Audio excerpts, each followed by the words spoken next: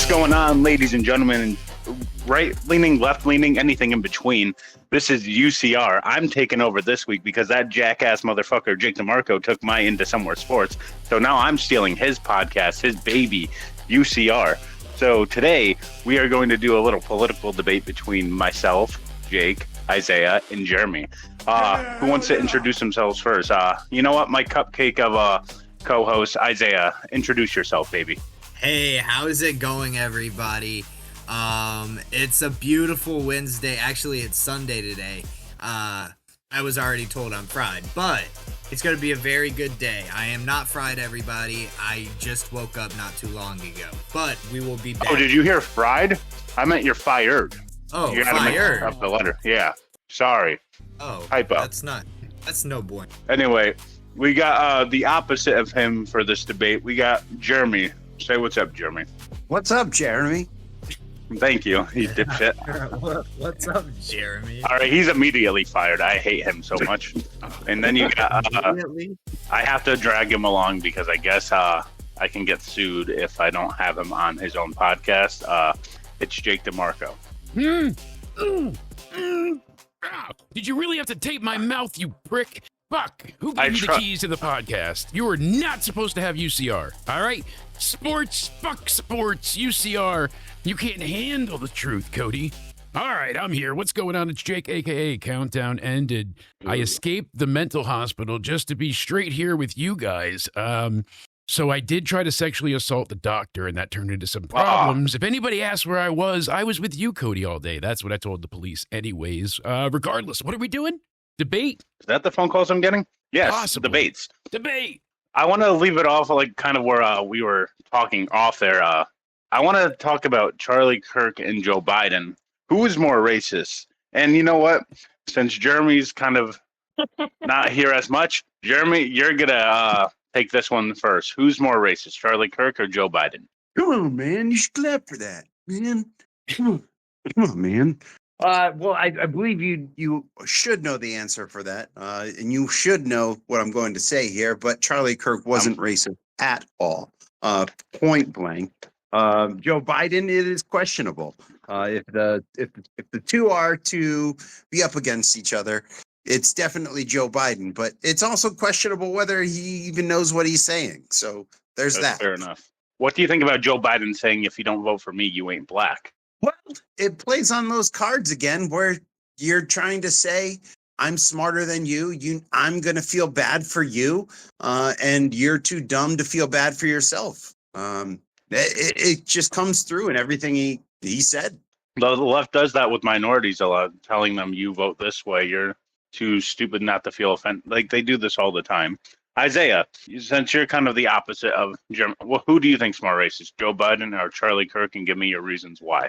Joe Biden has one or maybe two instances of being racist. Charlie Kirk has hundreds upon hundreds, and I've watched many of his like videos, podcast streams, whatever, full out.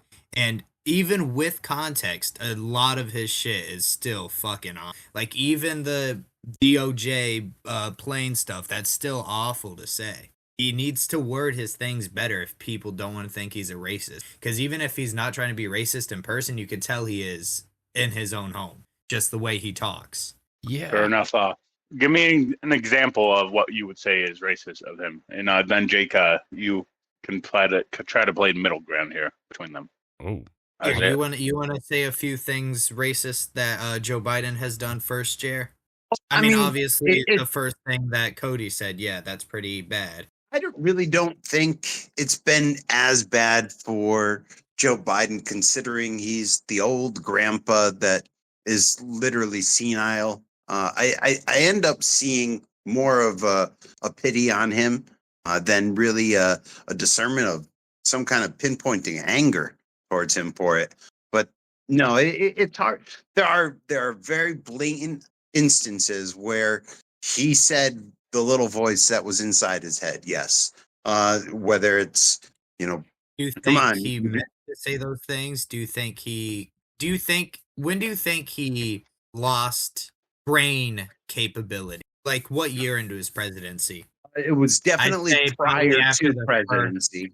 You think prior? I'd say probably a little bit before the first ended is when I started seeing a little bit of him being led by other people making all of his decisions, which is why we saw Kamala take over at the end. But I really don't think he was being racist on purpose. Maybe he had like a bad maybe he had bad PR management, you know, but his PR management definitely would also be part of the left side, which would be bad on our side. So, like with Biden, it's more than just the I'm going to be offended on your behalf because you're too stupid to get it. You know, he also said that they were resisting, any minority was resisting vaccinations because they would be deported, and that was their fear. Like I believe it was Jared that said, you know, this what was shows on the his hypocrisy mind. of the left. Start real quick, then you can get onto the topic, because you said vaccines. Joe Biden was the first one to say, I'm not taking any vaccine because until it was politically correct for them to do so. But carry on. And then with Kirk, I mean, it's more than just the DEI comment. He basically said that, you know, he felt like black women didn't have the brain processing power to otherwise be taken seriously. You had to only steal a white person's job to be taken serious, somewhat. So both have, I would say, they may not be racist in their hearts, but they have strong opinions, and the ways in which, because there's no magic wand of like context fixes everything. But in that quote I just read you is actually from that DEI hashtag conspiracy debate that's laid out here. So, you know, what happened was the people did confirm it. Hey, we were only hired from affirmative action. So was he wrong? Not entirely, but the sentiment is not great. So that's the problem between both of them. Well, he needed to learn how to word things better. Biden then got too old for his position, I feel like, and his mental health really took a toll. Once he got out of office, it was like, what, 3 or 4 weeks later where they announced he had, was it Alzheimer's? Something. And they were like, oh, look, his prostate cancer, I believe. Something, yeah. And it was, I even think that was like a little bit less of a, you know, but you could tell he was losing mental faculties. You know, he'd be up there, you know, debating and be like, I think Puerto Rico needs to, is it time for ice cream? So here's the thing I will say. I typically growing up and up until, I almost want to say COVID times, I was more left leaning than right. Like I would get upset over feelings, not facts, if that makes sense. The older you get, the more you see things, the more your opinion changes. But it wasn't until Biden, I didn't mind Obama. I liked Obama being there. It wasn't the worst president in the world to me. Like there are a lot more things that could have gone wrong. Like, yeah, he left us in a really good place. Worse things could have happened, you know, and the country, the thing that I've always said is like, you know, why hate the pilot and you want the plane to crash because you hate him that much, but you're taking everybody down with you. So you can dislike Trump, but the hatred that you see and you know, people don't want to view Charlie Kirk as a martyr. You don't have to. That's the thing. Like no one is forcing this upon you. And you know, but saying he deserved to die is again crazy. That's terrible I'm as glad well. you guys brought it back to Charlie though. He died on what he stood for. And people also misconstrue that too. So. You guys are forgetting one big key detail in Biden's racism: the 1994 crime bill. Exactly what he said happened, and it was acted out. He said that by the way, I'm that you went back to Charlie Kirk because that quote in which you guys were talking about the brain processing power. Yes, that was actually in response to a specific person that said that she was the recipient of affirmative action. So yes, that's what I was saying. That's why I said context doesn't always wave a magic wand. That's why I brought up saying they admitted it was affirmative action. That's why he made that comment. Yeah, I try to present it as clear as possible. Sorry if I didn't make that more crystal, but yeah, no, absolutely. Like it that's what I'm saying. Like it does matter. Context does matter. So was the fact right? Yes, but maybe the sentiment or the way it was said could have been finer tuned. You don't have to be weak, but you also don't have to put people down either. There's better ways, I think, to handle on both sides. So, but you mentioned something interesting: vaccines. What did everybody think on COVID? What were your stances? That's what I want to know. Okay, that's a funny one because Democrats were anti-vax first because Trump said Operation Warp Speed to get these vaccines out, and Kamala Harris and Joe Biden were we're not taking a vaccine that Donald Trump let out here, like, and it was all the Pfizer, the Moderna, right, all those vaccines, and they were like, "Don't get that. Trump told you to get it." But once Trump left office, it was like a political. You get vaccinated, and then they would have recordings of Biden and Harris getting their 7th vaccine, even though they were very anti-vaccine. Well, the funny thing is, too, like you said, they needed it. But what was that, Isaiah? Go ahead, please. My mother is very MAGA, or MAGA, however you say it, and so is her husband. Yeah, they are very MAGA, and they absolutely despised the vaccine and said, you will never get that. You will never get." And that's basically every Republican or MAGA. They hated the vaccine. They also hate the flu vaccine and other vaccines because, well, I'm thinking more of people that believe heavily in God that are far right. They hate the vaccine because they think Jesus will just take care of it. Well, it's also it's not just a belief in God. True. Yeah, it's not a full belief in God. There's a lot more to it. There's a lot of like research that they're worried about, and there's a lot of like safety concerns that they don't trust that the research. And coming out now, COVID ended up being a scam. I mean, from day one, they said it wasn't released from China. Well, it's not from Wuhan. It's not anything. And then at the very end, oh, what do you know? It was a man-made flu that came out of the Wuhan lab. You know, and that's exactly what happened. A level 4 biolab released a few years after virus. They ended the mask mandate. They said, "Oh, you actually didn't need those after all," and you probably would have been fine without all those vaccines. But you nailed it, Cody. You did nail it, because when the mask mandate and other mandates came forward, at first it was the left that argued, "Oh, we don't want the masks. You're silencing us. We're all these things." They were like, and then it changed very quickly where once Biden was back in office, they made the vaccine mandatory for a lot of things, for public concerts and venues. And then it switched. Meetings. Then the left was like, "Yeah, you get your vaccine, or you're trying to kill people." They basically could not push it hard enough because it became mandatory. So many people lost their jobs because they didn't get the freaking, the jab. And even though they were the ones telling people first not to get it, they put it in people's heads, "Don't get it." And that's the thing. It's like it's unfortunate that that's how it has to be played, but there was so much misinformation. And so I wish from day one they didn't handle things the way they did, not just Trump, Fauci, all of it.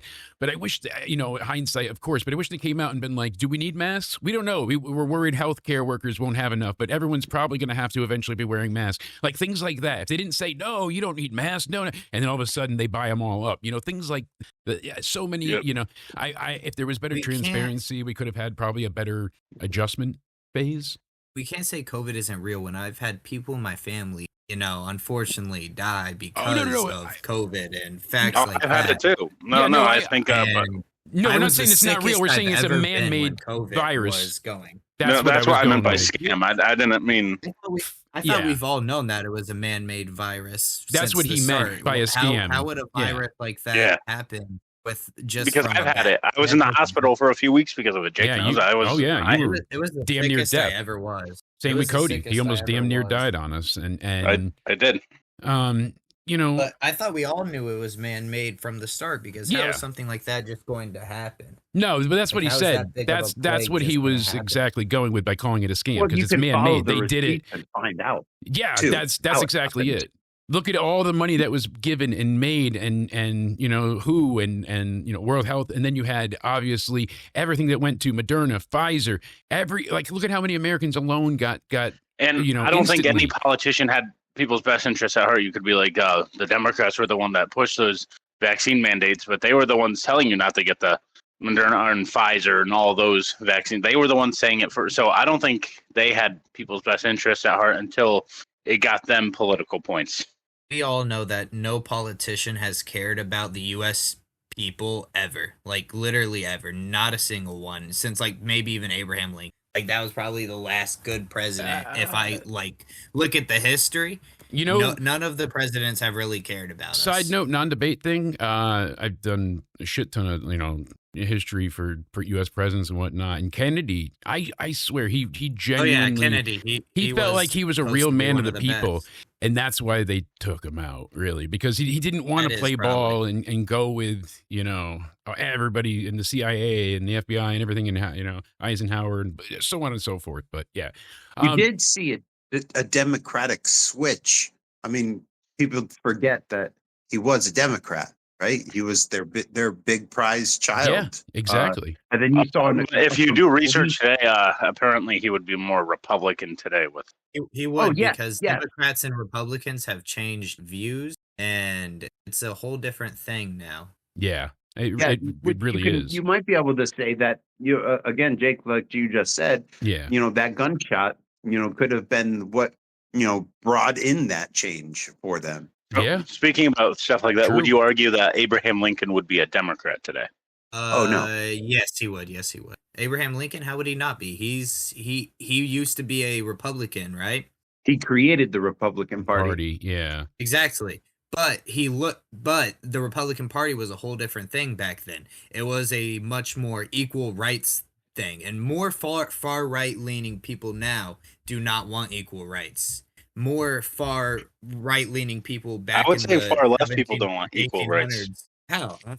That's So. Hey, can I tell you my experience? I used to be the most racist, homophobic person ever. I changed into the left side, and now I stand for equal rights for gays, Black people, Hispanic people, anyone, literally anyone. We are all the same people. I think that's that's fine because we have them all. We are all equal right recipients. That's if the you thing. were Like, there born is no here in the difference, United States of America, you have equal rights. Period. What the left does is I'm gay, transsexual, with the gender of fluid of 70, 96, 89. He, him was there. And I think that was very racist and homophobic of you to do that to me. So they play victim complex, and you can't do this to them because their gender, their pronouns are different than yours. So are you saying that I can't do that because I'm like they always throw a race card or sex card in your face, and that is true, and that doesn't seem very equal rights to me. And you're the white man, you're the white woman trying to come after me. They always throw race cards. I don't think the left wants equal rights at all because they always are the first one to throw. I like the way Jeremy put it, though. Like, people make themselves oppressed. You have equal rights. You can get married. You can get the same job everybody else can. Full of tattoos, doesn't matter. Nipple piercings, more power to you. You look like a bat, they're going to hire you maybe at Hot Topic, but you'll get a job. Like, you are going to be included somewhere. You could choose to ostracize yourself. She tried so hard to get a job, and since she's a woman, she had a much harder time getting a job than I did.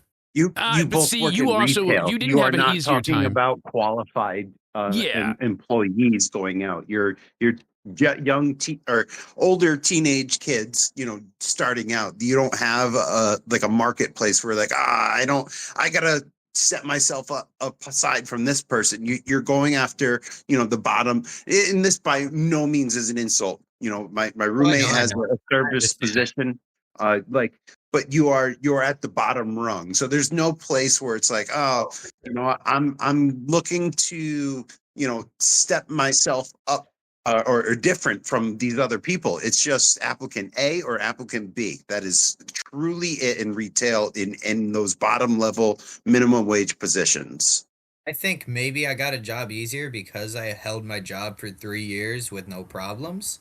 And I really could have gotten a job as a manager anywhere, but it's just the fact that it was so much easier for me, which doesn't seem like. Let me blow up your spot. It shouldn't have been, but you also got a shoe in. Danny's best friend's mother is the the DM, the regional manager of all these places. So you got a direct line into getting hired. Keep that in mind. So it might have been just as hard had you not had some type of influence to get it going through. But yeah, I want to believe. Outside of that, I want to believe those 3 years of whatever experience that you do have as a job, I feel like that stands out to an employer above all. That shows capability to maintain. That shows you do have a place where you've been able to, have a company track record. So they can go back and say, well, how was Zay? Consistency. Yeah, that is the biggest thing that you can say is, yes, I have experience. Here's the thing, though. If we're going back to the race, I think the left has more race and doesn't want equality. I I just don't believe I don't know that if you because got Jeremy, what do every you think? right Does the left wing, want? like I wouldn't say right winging, but MAGA, I'd say MAGA or MAGA. I don't really know how to say. But whoever I think it's either. they really are super racist and But homophobic. And I the know left is like personally your MAGA, like who cares if they died? Like that's a white person, so who cares? Like it's always a race card with the left. So I don't see how you get equality when they try to throw out because they're So gay. when you're It should be talking this way. left, They far want left are different you? rules for the. Because I'm pretty far What? left, but I stand for equal rights for everyone. Even MAGA people, they can have their equal rights. I don't want them But we all dead. have them already. Real true Democrats, they didn't want Charlie Kirk to die. Like true Democrats, no. But The they pulled the far trigger. crazy leftist, yeah, they Yeah. may have wanted that to happen. But not real Democrats. They did not want that. And who pulls the trigger for the most of the school shootings? Can you guys give me a real fact here? Like real numbers? Trannies. It's straight white men that are normally Republican. Trannies. Well, their fathers or mothers are Republican. Trannies. And yeah, you can keep saying trannies, but that's just not true. It's always 100% you know what's funny though? It's always registered Republicans, but always had a history of donating to Democrat causes. That's who they always are. 98% of school shooters are white males. And then the So other research 2%. indicates that 98% of mass shooters are male, with white Americans making up 53% of mass shootings. So You can Yeah, argue so because there's more white people in the country, right?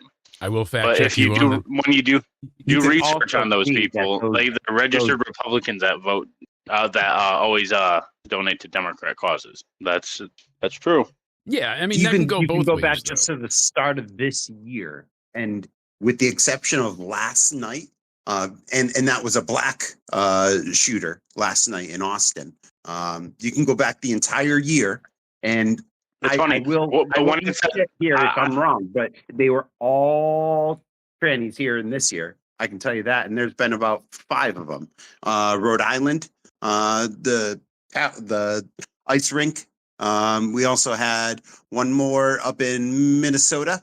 That was another trans.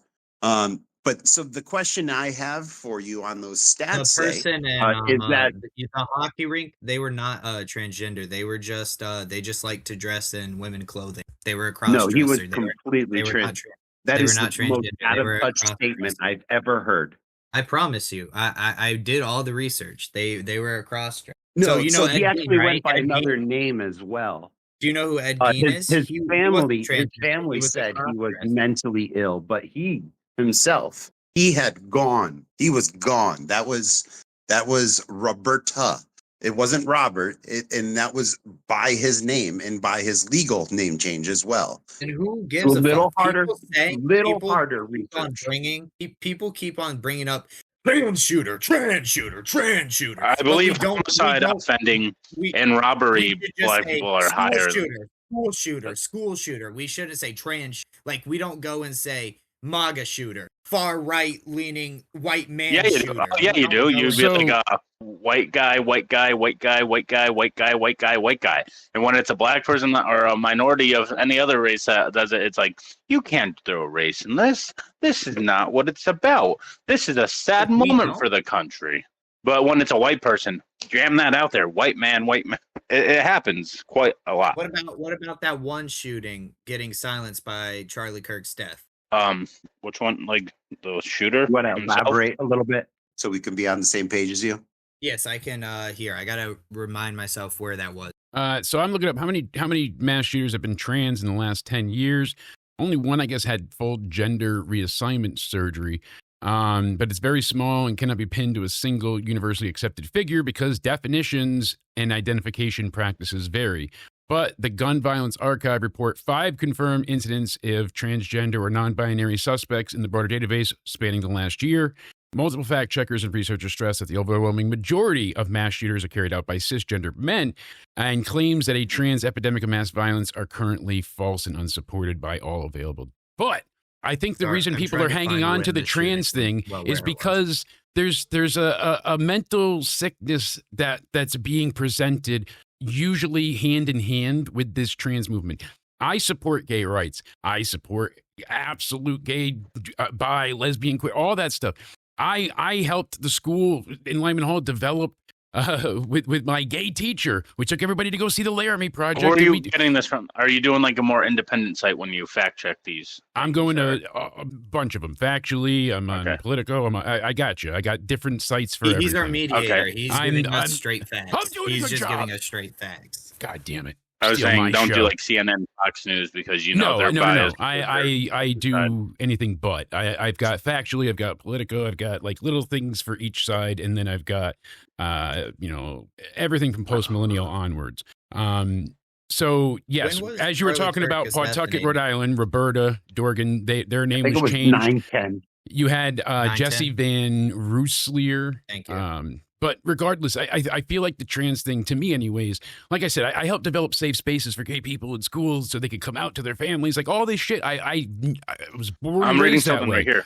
Fact check this, Jake. Yes. In 2025, left-wing attacks outnumber right-wing ones for the first time in over 30 years through mid-2025 data record at least 5 left-wing incidents versus 1. So they're saying that left-wing people commit more violence than right-wing people. Do you want like political extremists and like political violence? That's really unfortunate. 2025 to 2026. Hold on. Am I checking political violence, or are you talking like just like, because I don't know if you can get numbers like Political left or right violence, right? Yeah, because all right. Political violence, it says data all the way up to mid-2025 shows an uptick in left-wing attacks that made 2025 the first year in more than 30 years in which it's recorded more left-wing terrorist plots and attacks than far-right ones, outweighing them 4 to 1. 4 to 1. So for every one attack with the right, there was 4 on the left in 2025. Nonetheless, multiple long-running data sets and experts say over recent decades, the far right has produced more incidents overall, which, okay, but as far as the years. So it depends on 30 straight years. Which question you're asking. Right? Still a But I crazy think fact, that shows but the kind of shift here, because a lot of people that are on the right now say they used to be violent Democrat, I would say. Democrats and stuff too. Like and now there's a shift where more people are becoming right wing because of how evil the left has become. It's showing in the stats how evil the left has become. I don't view trans. I want to know how you guys feel though. What do you view the trans thing as? Because I don't view people that are trans as gay. I view them as like a mental sickness. You're not in the right body. That's body dysmorphia. That's not gay. See, I don't want to sound transphobic. I'm not trying to either, because I want you to be happy. I'm a supporter of gay rights. I'm a supporter. Like, if you want a woman wants to marry another woman, go ahead. If a man wants to date another man, go ahead. But I don't think transitioning into a different gender is healthy or right for you, because that wasn't what you were born as. And then you get into that argument, like they want to be in trans men want to be in women's sports, etc. Like, even though they're a man, they want to. You may have been born a man.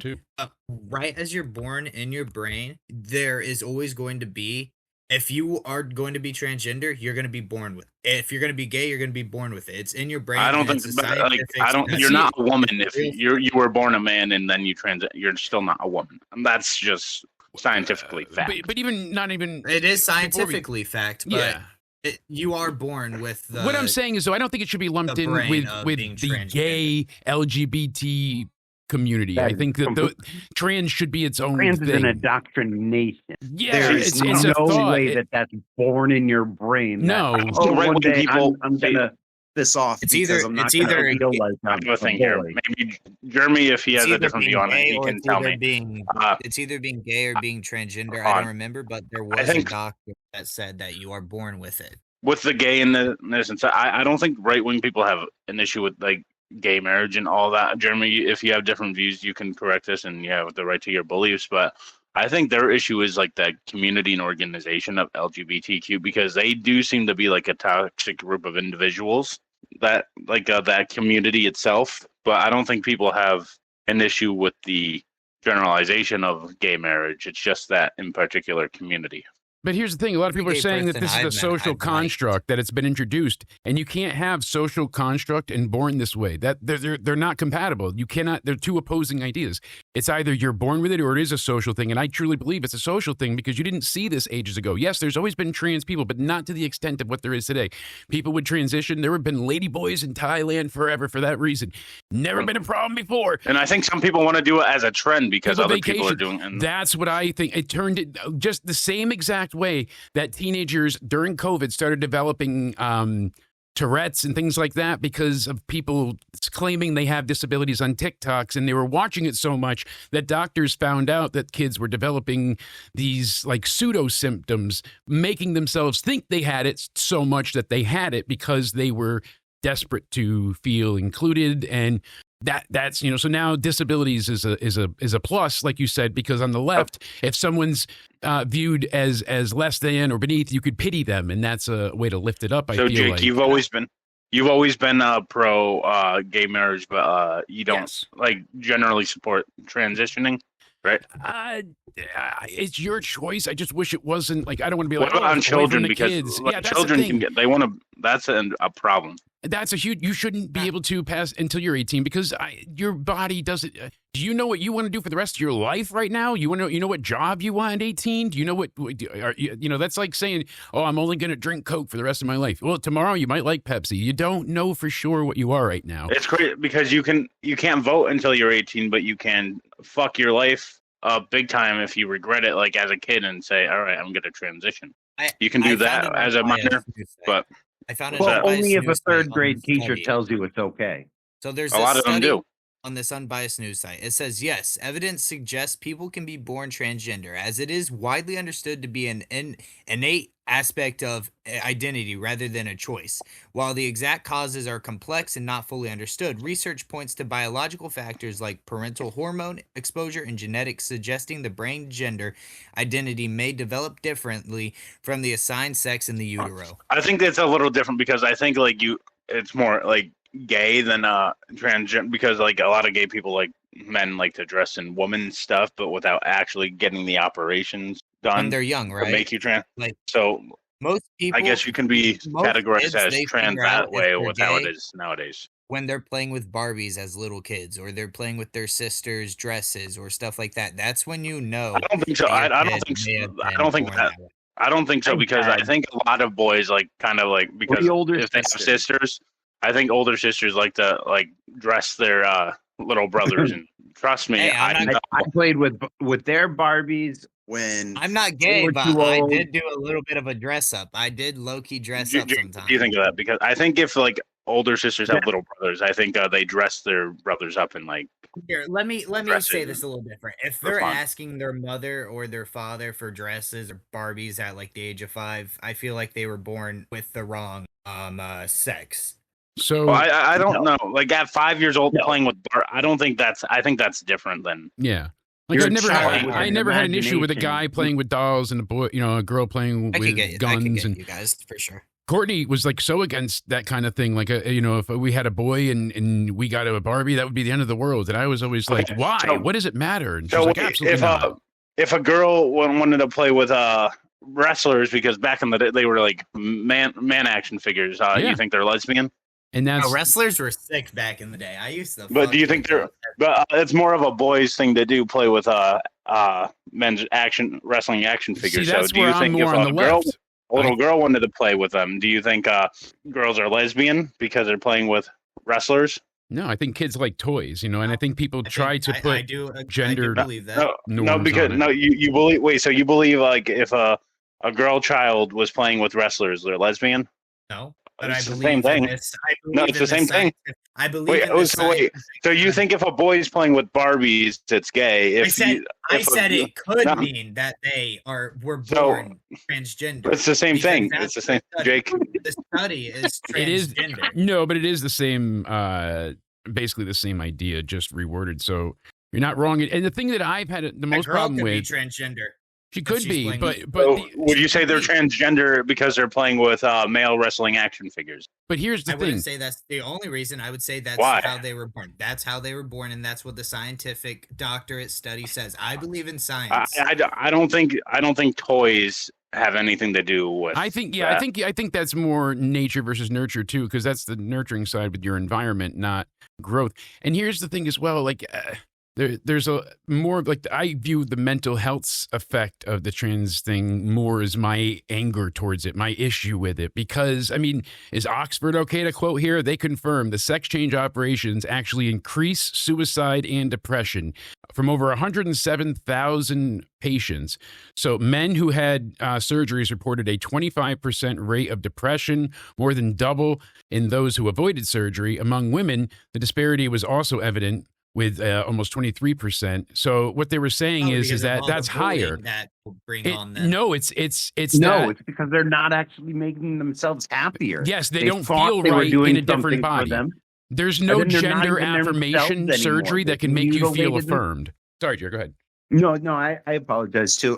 But yeah, they're not the same person. So they're not in the right frame of mind anymore. They've completely changed themselves, and they realize that affirming this thought that was affirmed by somebody else as well is really just tore me up even more. And psychiatrists and therapists, and you have to see a suite of doctors, and each one is only further basically, like you said, validating your thoughts, because there is no surgery, there's no pill, there's no saying, there's nothing that can actually affirm your gender, because gender is assigned at birth. You know, you're male, you're female.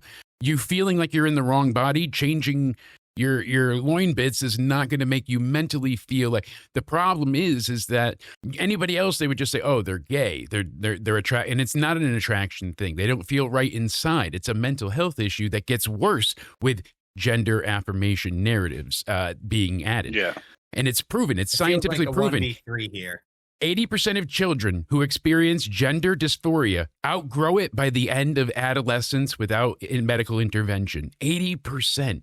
So they getting treated is the wrong thing, because who feels normal in your fucking body? I remember the first time I had pubic hair grow, I thought you had to shave it. All right. My dad threw porn all over the bathroom, and there was not one guy with a bush in there. So I'm like, oh God, I can't have hair there. I think I was like 12. Right. And I dry shaved with it because I didn't get taught shit. I had razor burn and cuts. Jesus and Christ. it was horrific. Right. Everybody died I never laughing said at they me. should get the procedure before they turn 18. No. I know you didn't. I don't want to misquote you either. I'm just saying, like, we all do dumb shit because puberty floods your body with hormones. There were times where I was so horny, I would have fucked the cat. Some people want to be so perfect. People want to be perfect. You know what I mean? Like, if they see their favorite porn star be perfect, they're going to just hate themselves until they become perfect. What about right now, Kelly Osbourne? Everybody's making fun of her on Twitter. They're showing like the Crypt Keeper because she's so skinny from Ozempic. Like, she looks drastically different. And you know, and it's you gotta feel bad for anyone getting. I don't believe bullying is the worst thing in the world. It causes people to kill themselves all the time. And bullying, it should be illegal. Basically, is what I think. Bullying should be illegal. It makes people kill themselves. And if you're making someone kill themselves, you should go to jail. Yeah, I know that many people out there have lost family members to this. They've lost friends. They've lost people they care for. I've lost school members because of suicide, because people were bullying them so bad. I've lost family to suicide. I've lost, I've spoken about it openly. My cousin hung himself on Christmas Day and left his 4-year-old daughter behind. You know, his brother found him hanging in the back deck. Merry Christmas. It's you know, you're not supposed to hang the stockings that way, Jason, but lo and behold. Can we talk about men's mental health? Well, that's part of it too. Like, that's becoming a bit more Why can't we express our mental health? That was viewed as gay, weak, you're a pussy. Saying, men shouldn't cry. Like, there's so many sports analysts. Well, there's this one that said men shouldn't cry. Yes. Caleb Williams is a fucking pussy because he cried to his little mommy. And what? You just want us to not be able to express our feelings? You want us to go kill ourselves? Yes. Men are supposed to be stoic. So happy you brought this up.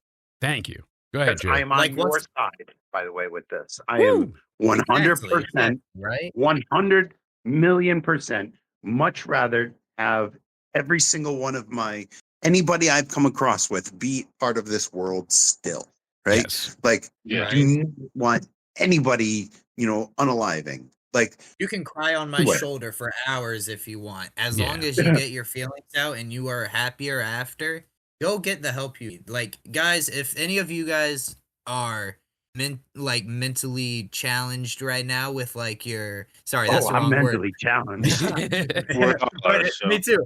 But if you guys are sad, if you guys are depressed, just go get some help. You guys can contact one of us if you Absolutely, need. reach out. We'll be Yeah. there for you. It's just you never want to see any of themselves, guys. So No. if you guys are hurting at all, I think we all agree just on this get one. into contact Absolutely. with help. It's a permanent So solution to a that's temporary your problem. point is why can't we do it? It's because we have this warrior self protection that's inherent in our bodies because we're men, because we're a boy, because we're a man. We have all these things that have to come together at some point in time, and we have all these feelings that pull at us, and we have all these thoughts that we don't speak to anybody else, just because we know that when we speak that to somebody else, it could possibly bring down their day. Men have it the hardest here in the United States, for that matter, right down to being called racist, being called homophobic, being called misogynistic. You can say whatever you want, but men are under attack in the United States of America, and not only are they under attack, they are also scrutinized for asking for help. Yeah, and that's why I love debates, because you can actually see both sides, and that's what you get out of this. You know, we've all said that too, because this is something not just because we're men, because obviously I don't want women depressed either, but there's a huge stigma, a social stigma surrounding any slight vulnerability that a man can show. If you show any slight Me and you were talking about feeling, this yesterday, Jake. Absolutely. How it feels like we have to be most perfect manly man that we have to be for our significant other. Absolutely. I mean, you don't feel that anymore, but you said you used to feel it. I still do at times. I feel a lot. No, because you know I what? still feel it, because I feel like if I'm scared of the world, or if I'm scared of something, or if I'm crying at all, that Danny can't see that because I'm not being manly. You're not protecting her in those moments. You're again showing vulnerability, and that's why it shouldn't be something that's foreign and hard to do. But it is. He does a very good job at making sure that I can express those feelings, though. And I'm glad. And So that's because I was need so to open know with someone her. that you can express your feelings with. Absolutely. That's and awesome. I made By the her, way, really be open to feelings. I said that's awesome. That is. Right. That's a great thing to have, because a lot of people don't have that. And that's a huge struggle to connect with people on an emotional level. That's very thank God hard he was to open, do. because we got him put in that mental hospital, Jake, if you remember this from a year ago. My uncle mailed us a suicide note. You remember this, right? Yeah. Saying he was going to do all this. Get him. So we found him, got him put in a mental hospital for now. He's doing better now. Thankfully, we did. Because he said no one, he can't be with anyone. But instead of being sad, he'll just take his life, all that, just so he doesn't show sadness. Yeah. And it was crazy. We're taught from immediate, almost near birth, big boys don't cry. Suck it up. Yeah. Come on. Pull through, champ. Dirt in it. Exactly. All the different, never mind how you want to, colloquially say it, but it's there. Emotional and psychological factors are there. We can't even injure ourselves and not cry. If you see a football player crying, they get called a pussy if they break their ankle. I've been called that by. I played football. I had an asthma attack on the field, and my football coach said, "Don't get your inhaler. You're a man." Yeah, kind of thing. Don't take your medicine. Go die. Out of me, and I got called a pussy by my teammates. Yeah, see? And that's ridiculous. These are the things that never should have been an issue in the first place. And all that suppression leads to rage, leads to anger, leads to that disconnection and isolation makes you insane. Or kill ourselves. I got to do this. Either we'll kill or kill ourselves. We just went on a topic where we all agreed this could end up being controversial, depending on where Jeremy stands on this. Let's talk abortion. Let's get controversial. Let's talk abortion. I'm ready for this one. Jeremy, where did you stand on abortion? Because I know we're going to be a 2v2. Well, I can tell you right off the rip and give you a background about myself. I'm a Christian. I do cherish the human life. I do know that upon conception, you have that magical moment where the DNA starts right at conception. And, from that point on, it's a sacred object. It's not mom, it's a baby. So therefore, as a father, I feel like I need to speak up as well for that unborn baby that potentially would be, mine in that situation, right? Because again, it's not mom, it's not, it's baby. And because I am when you just as get much part of that as she is. So no, people don't realize this. You guys Babies know feel how those many unborn weeks- babies feel when you abort them. They can feel the pain of getting killed. It is true. Do you know how many Yeah, weeks it takes until a baby becomes a baby? Not a fetus, a baby. a baby by definition would be when it's born. Well, the baby it but, becomes but well. it's still But a human it's still life. a That life in- conception. I Yeah. forget what they call it. It's referred to like the feasible version. It's like 10 to 11 weeks. Okay, if an they're embryo nothing, if they're formed nothing about at all, 10 weeks. explain to me. No, before you go on with your point, because this is where it just irks me. If they're not anything at all, how come they can still feel pain? So, I haven't heard the right feel here, the pain, nervous and you're not gonna system- know Yes, if they can. feel Here, hold on. They can actually. So I looked it up. Does abortion hurt the fetus? What does science say? Understanding fetal sensory development. The nervous system develops gradually and beginning early in gestation. Pain receptors, known as nociceptors, appear around the mouth at 4 to 5 weeks, and then they spread throughout the body and end by 18 weeks. So throughout that time, nerve fibers develop with motor reflexes to painful stimuli detected around 7.5 weeks. When giving a non-chemical abortion, it says here when they use an abortionator or abortion after, whatever it is, anything after 24 weeks, it says you do not need to worry about causing the baby to suffer because they give you, the mother, enough anesthetic that it puts the baby out as well. But the baby could and would feel pain if they didn't use some type of anesthetic. I think the baby. Well, it's not a baby yet, but I think Embryo, whatever you want to 24 call weeks. it. Okay, Yeah. you think can kind of it's see them as a baby. 24 Here, weeks, I that's think a it is child that can be born and I think survive it's a parasite. essentially. I think it's a parasite until 22 weeks So because it's just it's a murder. parasite It's because it just can't- literal murder. No, it's a parasite until 22 weeks because it come cannot on. live out. It cannot live outside the womb until 22 weeks. Can you give me the definition of a parasite? Something that cannot live without their without the thing they are Host. sucking the energy of. Their host. Okay, so Yeah. if Child. So Okay, the so if, baby cannot. So the baby listen, cannot. a human in real life, if a teenager baby cannot live cannot without live a certain outside the medicine, womb. do you say, you know what, teenager, you can't live without this? That's not a No, host. no, but that's not a host. Yeah, that's a whole different that's not a thing. parasite, Cody. No. But I get what Cody's going, what Isaiah's going for, because the actual definition. So any organism that lives in or on another organism, and it benefits by deriving nutrients at the other's expense, which is true because it drains the mother, and that's why the mother has to consume, and so on and so forth. That's why you need prenatal vitamins and all the other stuff. Regardless, I actually agree with the side that it is a baby. It does feel pain. It is a sacred life.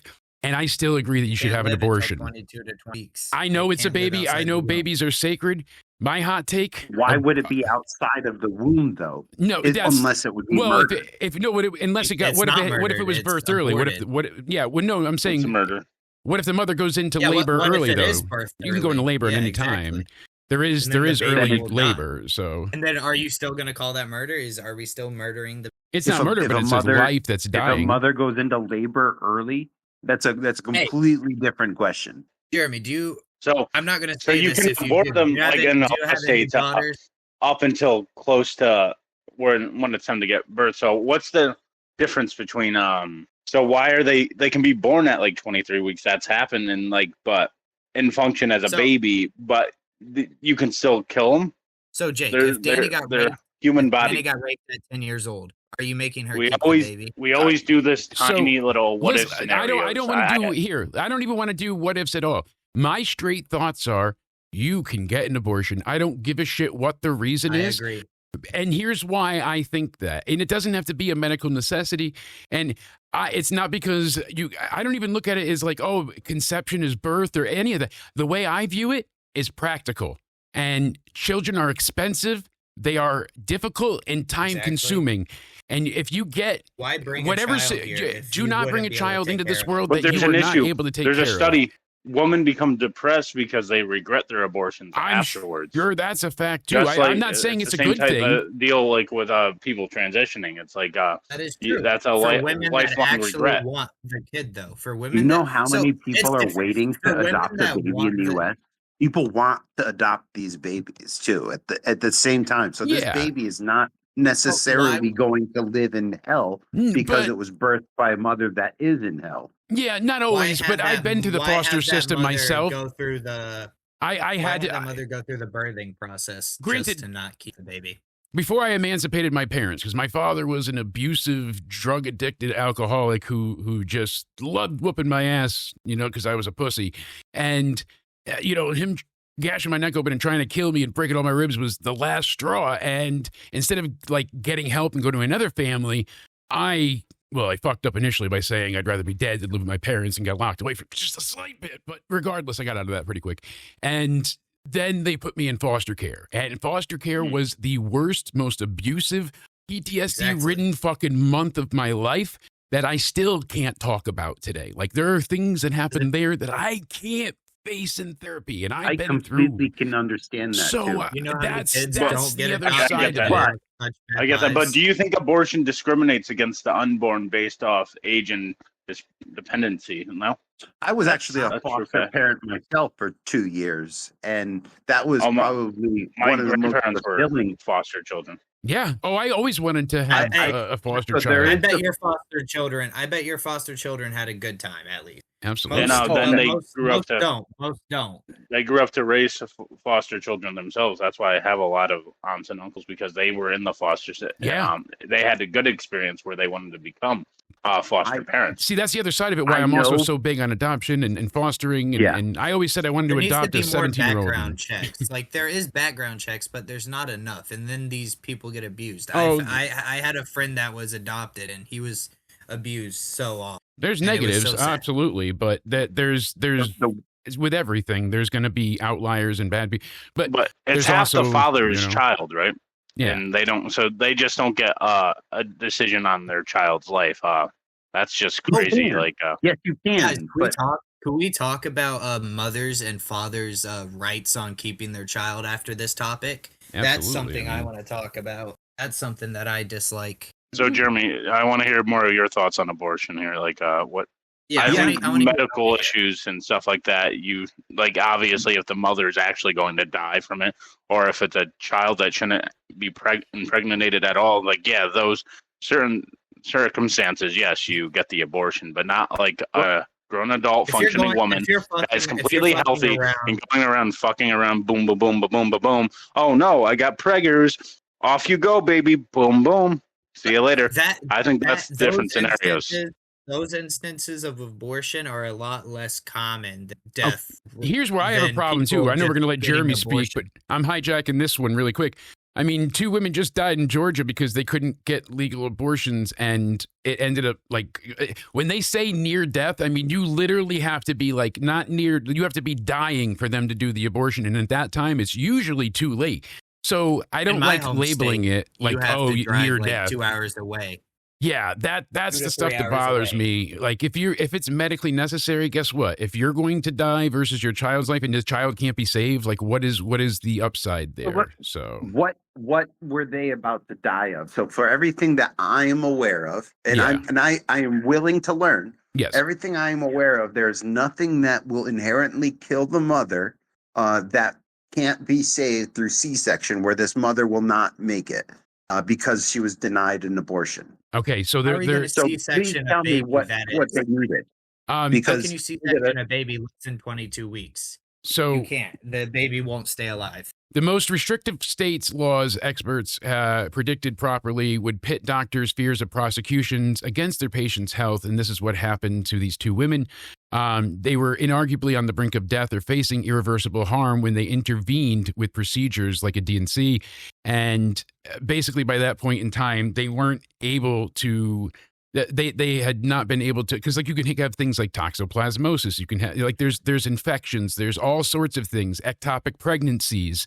There's a lot that a C-section out of you. Yeah, ectopic pregnancy wouldn't if you be a C-section fix. You need a different type of surgery for that. That's I'm looking at this study right now.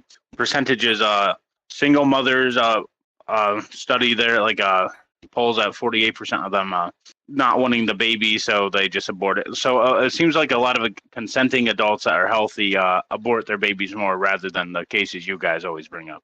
This is from they use it as healthcare. We don't need more babies. We can just do it. Yeah, this is from the Medical Journal of. The world is so overpopulated, it's insane. It says right here, the lack of access to abortion has led to preventable deaths and has been linked to increased maternal and infant mortality rates. States with restrictive abortion policies have higher rates of maternal and infant mortality, especially among women of color, and greater racial inequalities across their healthcare system. The U.S. has one of the highest maternity mortality rates among advanced democracies, and the impact of abortion bans is particularly severe in the cause of death. So there's so many things that you can die from: internal bleeding, things rupture that a C-section will not fix. So and to get that care, they have to absolutely already be like in a state of legally dying, and that's the problem. So. This is a different thing.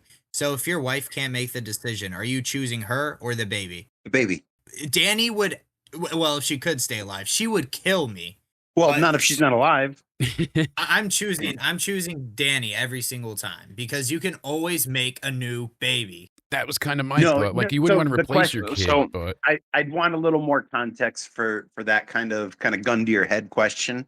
But your wife's going to die. So you obviously would choose the healthy, established person. However, let's say, man. So it's so far-fetched of a question because typically this is not a case. It's not. There's not a lot of cases. Usually, if one's dying, both are dying. From what I'm seeing from this report and this research that's done, if one is dying, in the both small dying. cases, yes, I get because when you have a proven medical reason that someone's life's in danger, then yes, not because a grown adult woman made adult decisions and she doesn't want to own up to her adult decisions. I think that's a very different scenario. I have a question. And this isn't called an abortion, though, this procedure.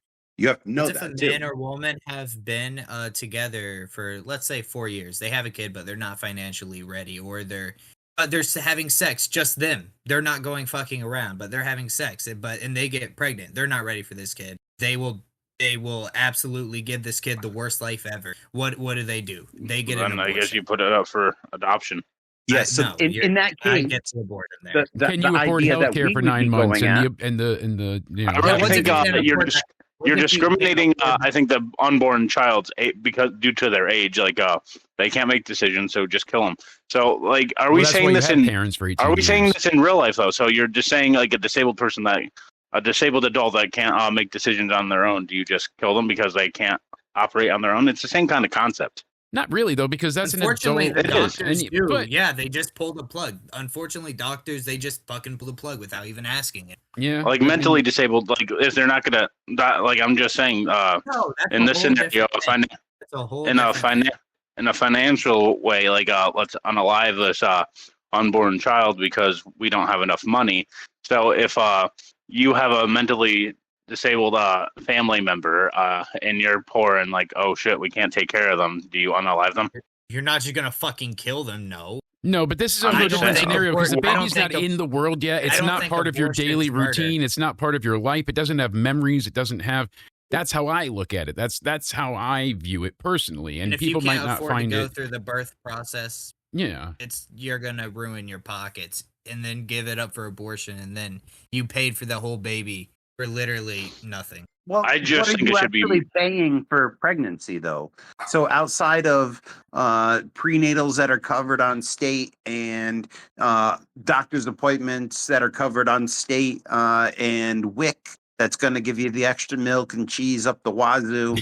What exactly does a pregnant person necessarily have for costs? because the I big haven't had a costs are baby, what so comes Jake, after. okay. I don't know That's if you what I'm know that. saying. Like Well, it's the whole thing though. Can they how much afford all was of that? your And whole pregnancy, Jake? not everyone is going to be able to get WIC. I mean, if you have even a regular 40-hour week job, you can't afford any bullshit, but you're so close and you know, God damn it.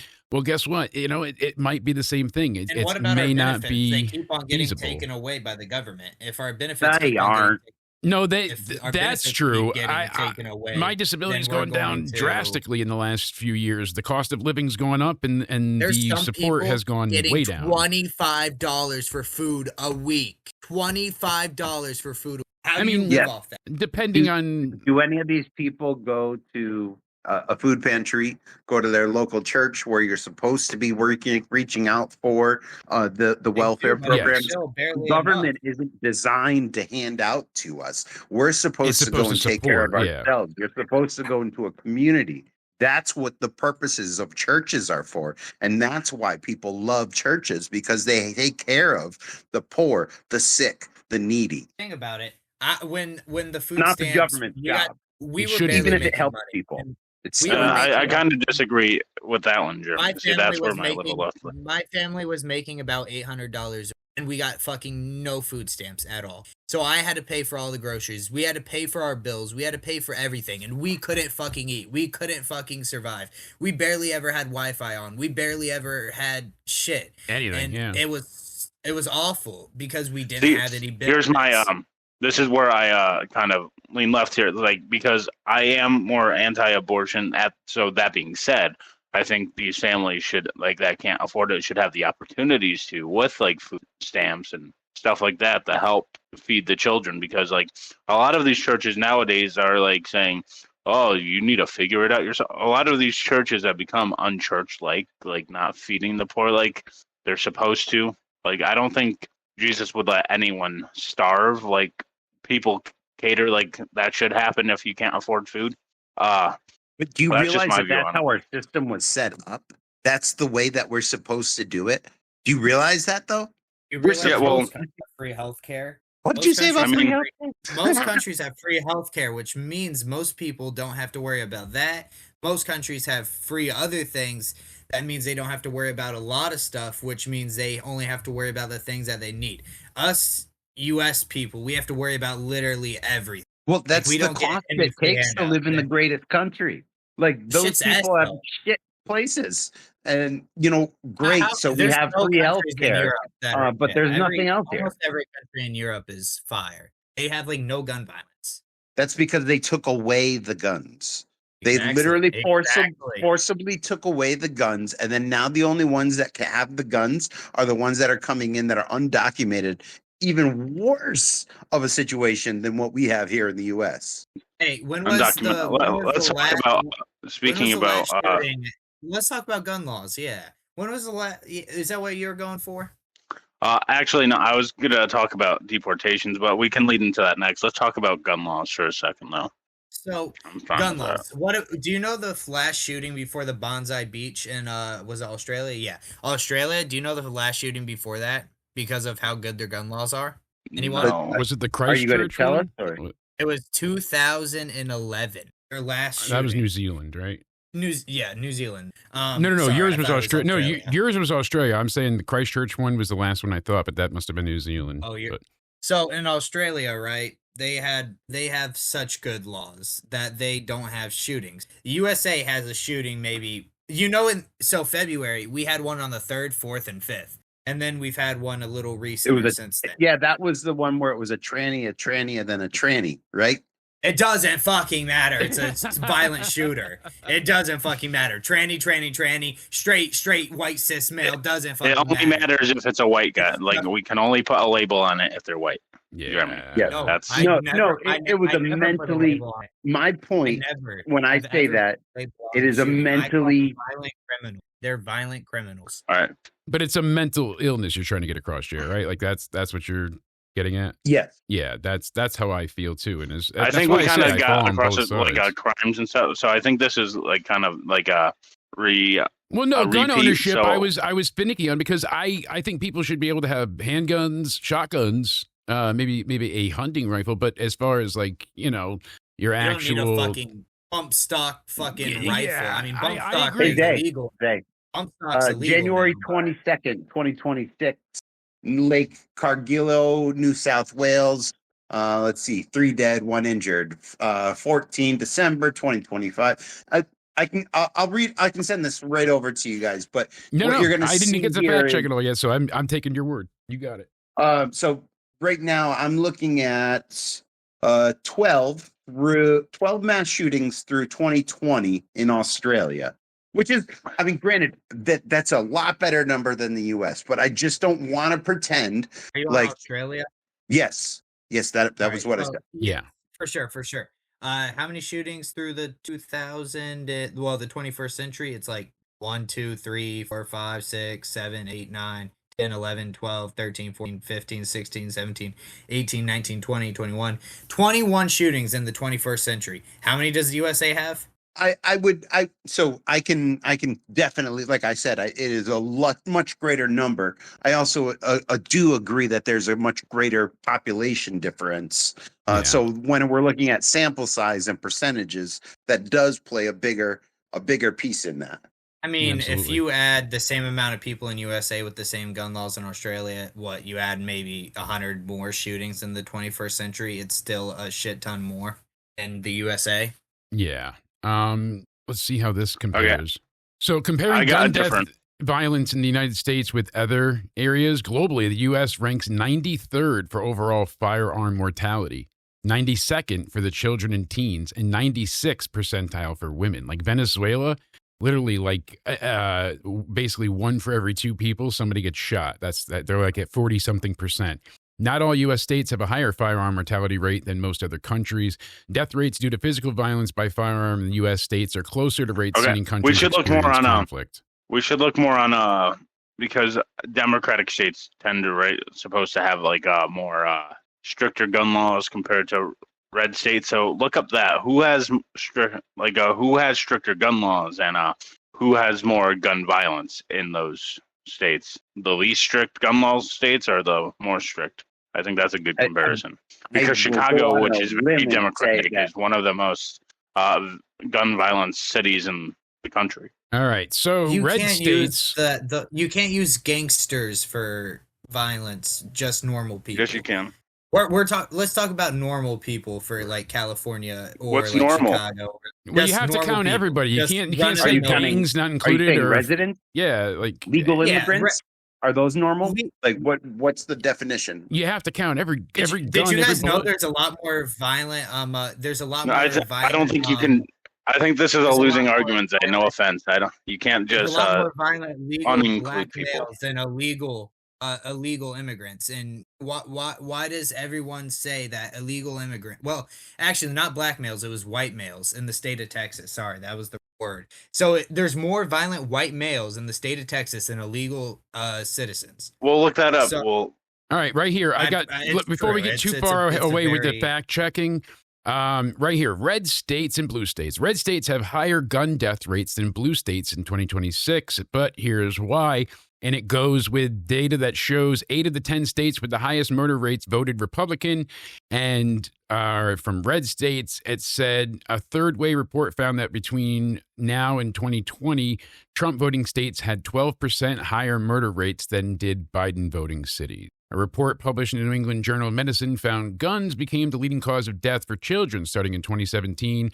Motor vehicle-related deaths held that #1 spot for 60 years, no longer. This last year, there was 45,222, according to the Center for Disease Control and Prevention. Of that number, gun suicides account for 54%. So gun violence also includes suicides. The worst state is Mississippi. That's as red as it gets. So it goes Mississippi, Louisiana. Those are both red states. Also then as red as New it Mexico gets. is the only blue state in the top 10. So New Mexico's number 3. And that's only because they said, shocking, immigrants. Then you have Alabama, Wyoming, Alaska, Montana, Arkansas, Cartel, Missouri, and really. Tennessee. Anywhere close to you the have to include border. them all. That's why you didn't want to include the gangsters. And then for the safest states with the lowest gun deaths and the strictest gun laws, it goes for the top 10. 9 of them are blue, 1 is red. So we turned it the other way around. Massachusetts, Hawaii is number 2, New Jersey, New York, Rhode Island, Connecticut, New Hampshire, California, Minnesota, and then Nebraska. It's hard to get a gun in Connecticut, but it's 1,000 times harder in New York. You're not getting shit. Massachusetts, fucking forget it nowadays. Ever since you know how the safe New marathon. York is right now with Mandami? Like it's a No, safe. fuck him. It's literally the He's a safest shit it's ever show. been. How is he a shit show? He's literally going out and shoveling with the For the camera. Like, smile. Are the cameras rolling? Look at guys, I'm shoveling snow. Make sure to bring You know 2 what? forms of He identification looks to like shovel snow if you want to get paid. Pietro. Okay, I got a good one here. Identification for vote. No. I got a good one here. Speaking about that scumfuck, you want to talk about racism and identification?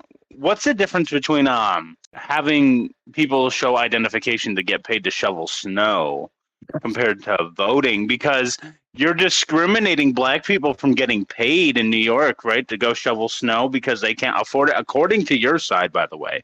So I want to know what the difference between that is and going to vote and showing identification. I have a question. Let me What hear are you this talking- one. You know, because what are you Republicans talking- are trying to pass a what's bill so- where you have to show what's so bad identification to about- go vote. What's so bad about having identification to go shovel? Like he's doing the right thing, asking for identification. So what's to shovel. the problem with it going to vote? I there is no problem with it to me. I mean, Democrats refuse to pass a bill to have identification to. That's also because they Vote. felt like they That's would the- have That's more. the government, not me. Yeah, they would have more voters that would benefit for them under that side. New York City experienced the safest year in What January kind of ever vote? recorded under New York this current administration. So Isaiah was correct on that. The number of What homicides kind of voters plunged wouldn't have an 60%. ID though? Exactly. I've always thought that you've had to had an ID to. So why don't Democrats want cheating? Do they want cheating? No. The question is the answer is in the question. What voters don't have the ID? And that would be the illegal immigrants. Yes, and there's many states where you do not need a photo ID to vote.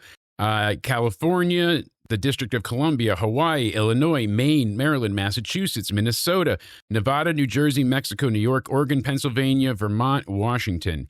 Then Alaska, Arizona, Colorado, Connecticut, Delaware, Iowa, North Dakota, Utah, Virginia, and Wyoming all use non-photo IDs. Everywhere I didn't list requires photo identification. So there's still a lot of states that do not require You just ID at all. named every single state you just named was. Oh, I wonder why. Hey, Dun dun dun. I don't agree with a lot of what the government does. I just agree with equal rights, and I know that right-winging people and Left-wing people don't like equal rights. I think it doesn't have to be right or left-leaning. I think it's just support all equal rights. both sides could be crazy bastards. We've agreed a lot. That's why I'm in the middle, because left people want to put down white people as much as they can, and they like to treat minorities as a little dog. I got a fun one for you guys. We deserve to be treated like shit. What about No, we drugs? don't. What We about don't. drugs? I want to know. Let Jeremy's point, then we'll Yes, get please, talk Jeremy. drugs. Jeremy's point, then we'll do drugs. You said no, we don't. Yeah.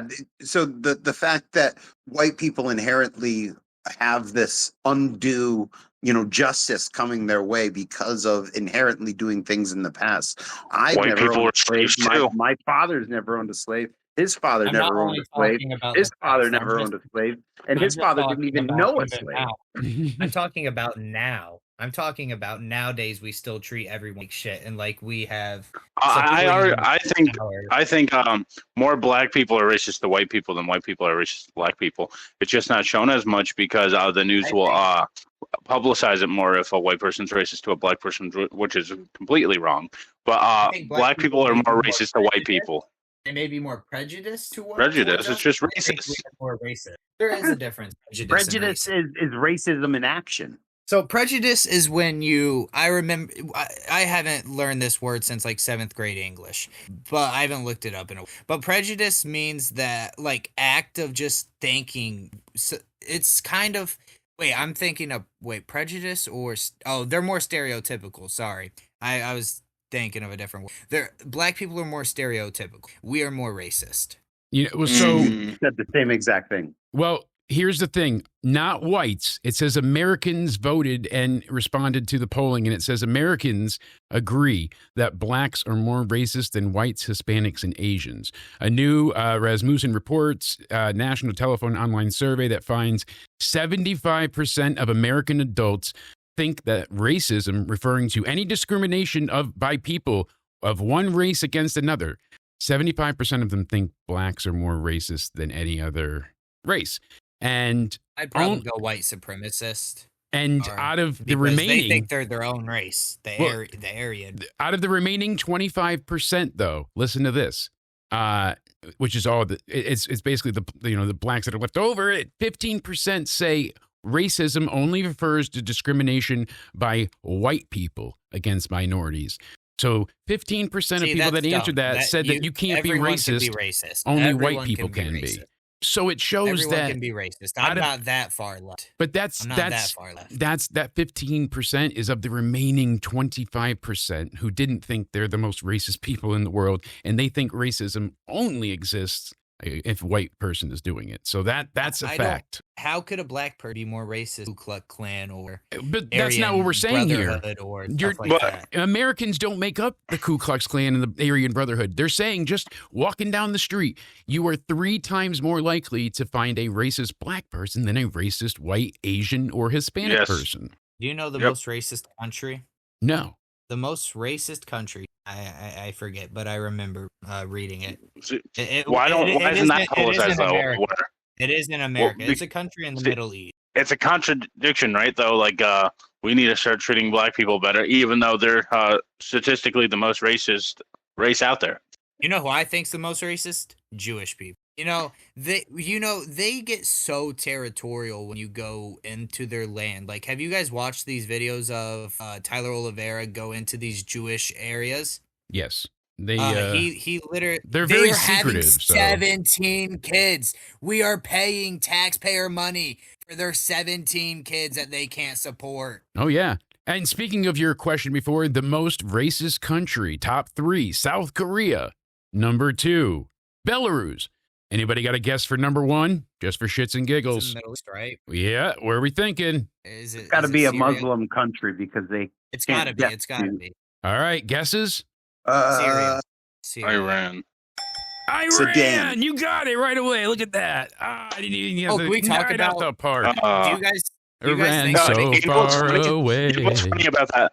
Like all the top 3 racist countries, like are left-leaning, flags and bio kind of type deal. Like let's support them. Let's support them. I can't do anything with South Korea. With the exception of South Korea, obviously. Yeah, obvious. The United States is, let's see, 45th. Yeah. So. And like you looked up, so I was correct. I didn't even look that up. Black people are more racist to white people than the other way around. Yes. 3-1. They're saying not just whites, Asians, Hispanics, and whites. So why isn't that talked about more on news stations? Because that goes the left against has this whole argument. Yeah, that goes against what the narrative is, and it's. How do you guys feel about Iran right now? We're doing what us and Israel. Do you think it's going to? They're cause an evil problems? regime, and obviously there's going to be conflict, but you need to take out those evil leaders. Iran is very evil, but I really hope that we don't go and kill. Oh, Jake, that brings up a point. Yeah, we killed their supreme leader. We should do this on UCR. This is a perfect time because I showed you 2 accounts, wrestling accounts that I hate the United States, even though they live here. And then someone else said, right, if you voted Trump, you will never get peace again. Yes, and I didn't even get to troll them, goddamn hospital visit. But yeah, and when I hear that, as my patriotism immediately flares up and it kicks in, and it's like, so then go to Iran, go move there. And see what true oppression is. You're standing on TikTok, you know what I mean, in a grocery store, screaming in people's faces about oppression. When anywhere else, you would be summarily executed in some instances. Most countries, you can't criticize a government. If a woman causes a scene in public in Iran, they jail them for life at times. For life. Yeah. Yeah, if I had to move out, I'd move to like Europe. I always follow the locale stuff. Long and short of it is the content creator iDubbbz, who got famous for the N-word faggot controversy and all that stuff. He was the one that went up to Tanamangu and put his arm around her and say N-word. That's him. Any event, he found empathy at the age of 34. That's where that joke was leading that time, Cody. The empathy joke. So really, the empathy. Yes, long and short of it, he just now, after being 34 years old, found empathy, and he turned into a huge leftist. And it just, like, the way everything fell apart. They were watching 90 Day Fiance, and a guy from Iran visited the United States. I still can't believe I got mad about that. With his fiance. Hey, it was funny. The lore, if you know, you know. We go ahead and, we see them mocking this guy, because the guy was like, I can't believe there's somebody walking around playing a violin, or people are walking their dogs. And they genuinely were like making fun of this guy. Oh, you sound like, like you're just spreading false narratives and whatnot. And the guy finally got so much hate from it. And he came back and he proved them all wrong, because he's like, I'm afraid to speak out because they can kill my family just for speaking out. Jake, before we get to the drug topic, like I don't know if you can pull it up on air, but we should troll these two live on. We're going to need UCR to. while We need live. something juicy, because everyone who voted for Donald Trump has a special place in hell. You will never know peace for the rest of your life. I like that one to start with. We need something juicy to clap back with. I don't believe in hell, so no, I don't. I really can't talk about this. And also, you voted for whoever you. History can't be redone. I just hope. I don't think the country will go to shit, but it hopefully will just stay stagnant at least. Hopefully, it just doesn't go down. This is a good discussion so far. See, people, you can have different political beliefs. You can be on the left and be on the right and get along, as the four of us are proving it right here. Like, you don't have to fucking mad at each other. I haven't gotten mad at anything. But it's crazy how, like, people are, though, like, that will actually, like. I mean, I said to her right now, I should say, a little crazy for sure. Right? They said everyone who voted Donald Trump has a special place in hell. You will never know peace for the rest of your lives. I said, at least they'll have a special place in hell. You'll be stuck working the burn pit. I mean, just true. That's kind of funny. Right? Anything else? If God is real, he would. You're condemning That's people to hell. Great. So you think God, you're judging people. That's left to God. So you if you can't truly judge. believe in can't yes, judge or thank talk you. crap about people, and that's if you actually read the Bible, so many people that say, I'm a fucking Christian, oh yeah, I'm so holy, they're fucking everything against literally everything. Now, and then we have, I hate the United States. So I said, nice. When are you moving? We'll Iran. Oh, that comes. We're waiting for the reply. We'll see. But this is the stuff that kills me, because I genuinely, don't want to be sarcastic and mean, but you're sitting there and you're if you believe in hell, so you believe in religion, and then there you are condemning. You know what's people. crazy though?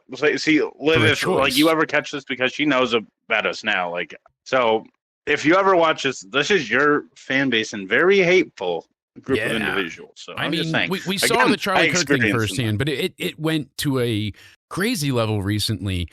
You and I, got tons of threats and harassment just for saying we wanted to see Liv as a face instead of a heel. Like, legit, people were coming to us and wishing death because we said someone should be a and today, good person. Liv reposted me all week, remember? And they're like, we won't do that. And so now they're starting to say, why are you posting, tagging her and something to like. People are too sensitive, and that's the great point. That's why I genuinely. I was the only fan account she was, or my Instagram, so it's not even really a fan account. She was reposting my actual account. Yeah, and then no other fan accounts were even on there. So were people jealous? Like, oh, she's only reposting him. That's what it all comes down to. No, but that's what it is. I've told you before. It's that mental illness that's allowed today, where I'm special. And you need to bow down to me, basically. I made a joke last Friday, I believe it was, on the SmackDown review, where I said, I'm going to have a cripple fight with my neighbor. And we're going to go ahead and take him out. I'll take his wheelchair on with my scooter and we'll joust. But that's because he's outside bitching. Like we were offered to take his garbage out weekly. No problem. So 4:30, we go to do it. Oh, we didn't do it at his time at 4. So now he's out there with his wheelchair, moving the garbage and huffing and puffing and trying to make you feel bad because no one's ever told him no. You know, it's like he really is kind of annoying. oh, he's a big asshole. He's very, very, very rude. And you know me, I will go and bend over backwards to help people. Fuck it. You talk to my wife and daughter and you know, any of us like that, forget it. You know, there's no compassion left. And that's not who I am. I like helping people. I like being nice. I like talking and you know, how are you today? I genuinely care. Oh, that's great. Oh, that sucked. That's being lost. And I don't necessarily think it's just all of the political stuff. A lot of it is the technology around us too, is being ever present in our lives. And it's the way both sides have used that technology. So do you guys, go ahead. After this, I have 2 more topics, and there's a few other, because this is actually more for long form because this is a debate. Yeah. Like after this, I want to bring up there was drugs. Yes. And there was one more thing. Fuck. Well, I'm curious. Do you guys think the voting age should be lowered? Okay. You got me. There we go. Thank you. Not. Yes, because some people have brought that up. And should be up into 21 to 25, maybe. Because 25 is when your brain's fully developed. Can't disagree with you there. I would be more apt to see something raised than lowered. But I don't know if it really needs to be. I mean, it's at that sweet spot. Because you're getting the young demographic, the older demographic, and the middle demographic, and that's perfect. I feel like, life experience is important because what you know at that time is strictly what you're influenced I think by. You can get a job in most places at 16, so I think you should be able to vote at 16.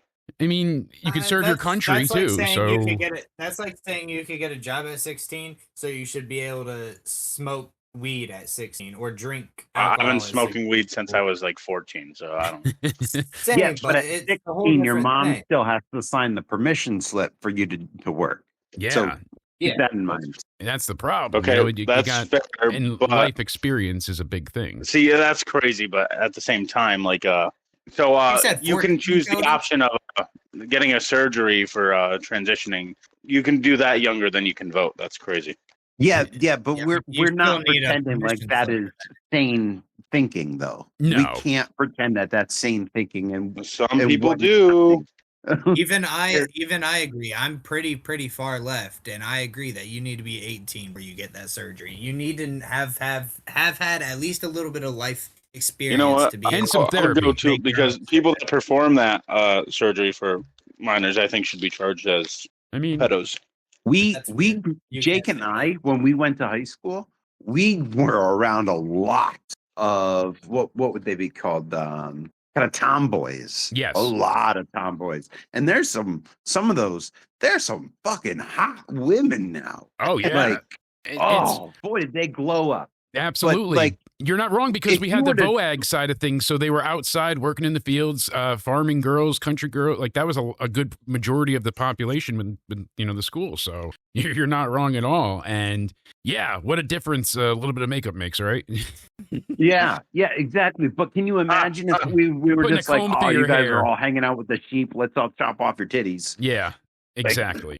And that, sorry for being a little. No, but that's the way of it. And I as uncouth as it sounds, it's true. I have another one. Yes. Do you think we should abolish the 2-party system? Because clearly, I don't think people are free thinkers. They're just going to, if you're a registered Republican, you're going to be like, I'm going to agree with everything they say. If you're a registered Democrat, most people are like, I'm going to agree with everything they say. So leaves out the ability for free thinking. So I think if you abolish the 2-party system, if you just had politicians, then you actually have to do research and free thinking on the person that you're voting for, what policies they stand for, and what's their entire background. Because people don't do that because of the label Republican Democrat. Well, we have a multi-party system, Cody. I don't know if you know that, but you have options. I do know that, but they never win. Who usually win? They never win. They've never Republican, Democrat. Like, so I don't even really count them. Like, you got the Green Party, you got libertarians, like you got all that, but none of them will ever win. It's always going to be a Republican or a Democrat that win. You know what? The one of the biggest things about Trump's presidency was there was a debate when he was starting in 2014 when he's starting to put his ideas together. Yeah. which party are you even going to run for? And he's like, well, I mean, I can make this one good. I can make that one good. I mean, it doesn't matter. Either way, I'm coming. Yeah. He didn't really, he just knew that he wanted to run and he wanted to be president. And that was even kind of a... He did say once upon a time that he would run as a Republican because they are the dumbest voters and they will believe anything he says. He did say that. He said, I love my dumb fans or whatever. Hey, I mean, he's got loyalists. That's Anyways, for sure. Indiana University just lost in basketball 77-64. So, well, there will be an Into Somewhere Sports this week. The UCR here is not taking what do you think? place Do you think they should get rid of the two-party? Well, I consider it a two-party system because that's the only ones I ever win. Do you think they should get rid of party labels because people don't rethink without them? So we do push our candidates to fit into those boxes. So as far as me, I'm not a Republican. I'm more of a conservative, right? Yeah. So I don't fit exactly into the Republican Party box. I actually feel more like I'm just right of center. Personally. So like I'm not one to say that we have to fit into these boxes, but we should hold our candidates accountable for them to stay true to their views as opposed to what the party's views are. Yeah. You don't do that anymore because was, people don't have the their own opinions anymore for either side because they're just going to agree with everything their party says. And there's 100 senators with 2 opinions. Isn't that sad? Yeah, you shouldn't have to risk falling in line. You should be able to, hey, I don't like this. Why can't you, as a Republican, say, you know what? I don't agree with this gun law. I know you guys are. Well, that's the thing. Like, I wish you Both said parties. there was more autonomy, less fringe parties, because a lot of like the Green Party and it's very fringe, it's very niche, and it ends up being like either representing just a specific type of person or a specific issue. They don't represent a broad spectrum of people, and that's why it never gets picked up. It's not generalities. It's specific. So I think it would work better if you don't have any party names at all and you just have these politicians, and then you actually have to go off of policy. What do you actually believe in at the end of the day? Specificities. Yeah, no, you're not wrong. And certainly we've seen what happens here. That's why I'm curious about the drug question here. Not that I'm trying to put, but this usually gets people because do you legalize every drug? And then just say what? You get rid of drug dealers that way? Like what do you guys think? I'm curious. So what's your take? in Portugal, it's worked perfect, but they did a really big process and they had to kill a lot of people and arrest a lot of people and all that. And then they had that depends on what drug though. So they had no drug dealers, and then they legalized they legalized the drug deal, or not deals, but they legalized all drugs. Since all the drugs were legalized and being sold, that means that they didn't have to have drug dealers out, and then people started doing less drugs upon the years, and now they are basically drug free, homeless free, and they're a really good country. After a lot of bad stuff that they had to do, though. But it did work, but it would not be able to work in the USA because we are too established of a country that we would not be able to just go kill and arrest all the dealers.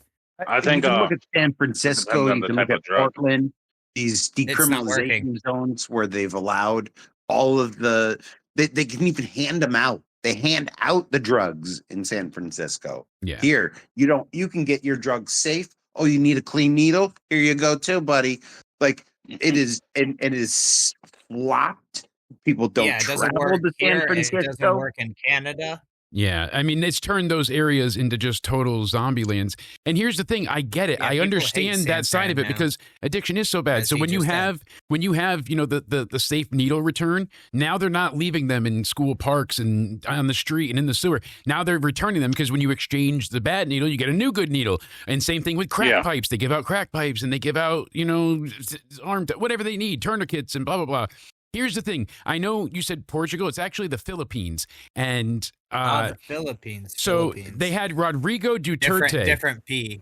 Exactly. Different P, but different problem. So Duterte was the one that enacted this to happen. Rodrigo Duterte. And he is now facing being hung for the crimes against humanity that he did with this. Because what they did was he basically managed to they decriminalized the drugs in a way that if anyone had drugs at all, you were basically summarily executed, and people were planting drugs on each other rather than taking hits out. And that's how gangs were attacking each other, by leaving drugs on people's stuff and calling in tips. You could literally find someone, call them a drug dealer, and execute them and figure it out later. That's how bad it got. I'm not exaggerating. I'm reading from it here. And the former Philippines president has been arrested and is on his way to the International Criminal Court on crimes against humanity because of his bloody war on drugs. He said he spoke to it, so it happens, is what he said. So what are you saying? He wiped out thousands of people who could have been over 6,200 suspects were killed without ever having any type of prosecution, nothing. And they would claim shootouts or stuff, but really it's like, all people on watch list killed in mysterious circumstances. You can't just execute everyone either, like that. Yeah. So every time someone doesn't fit in with your society, you're gonna execute them.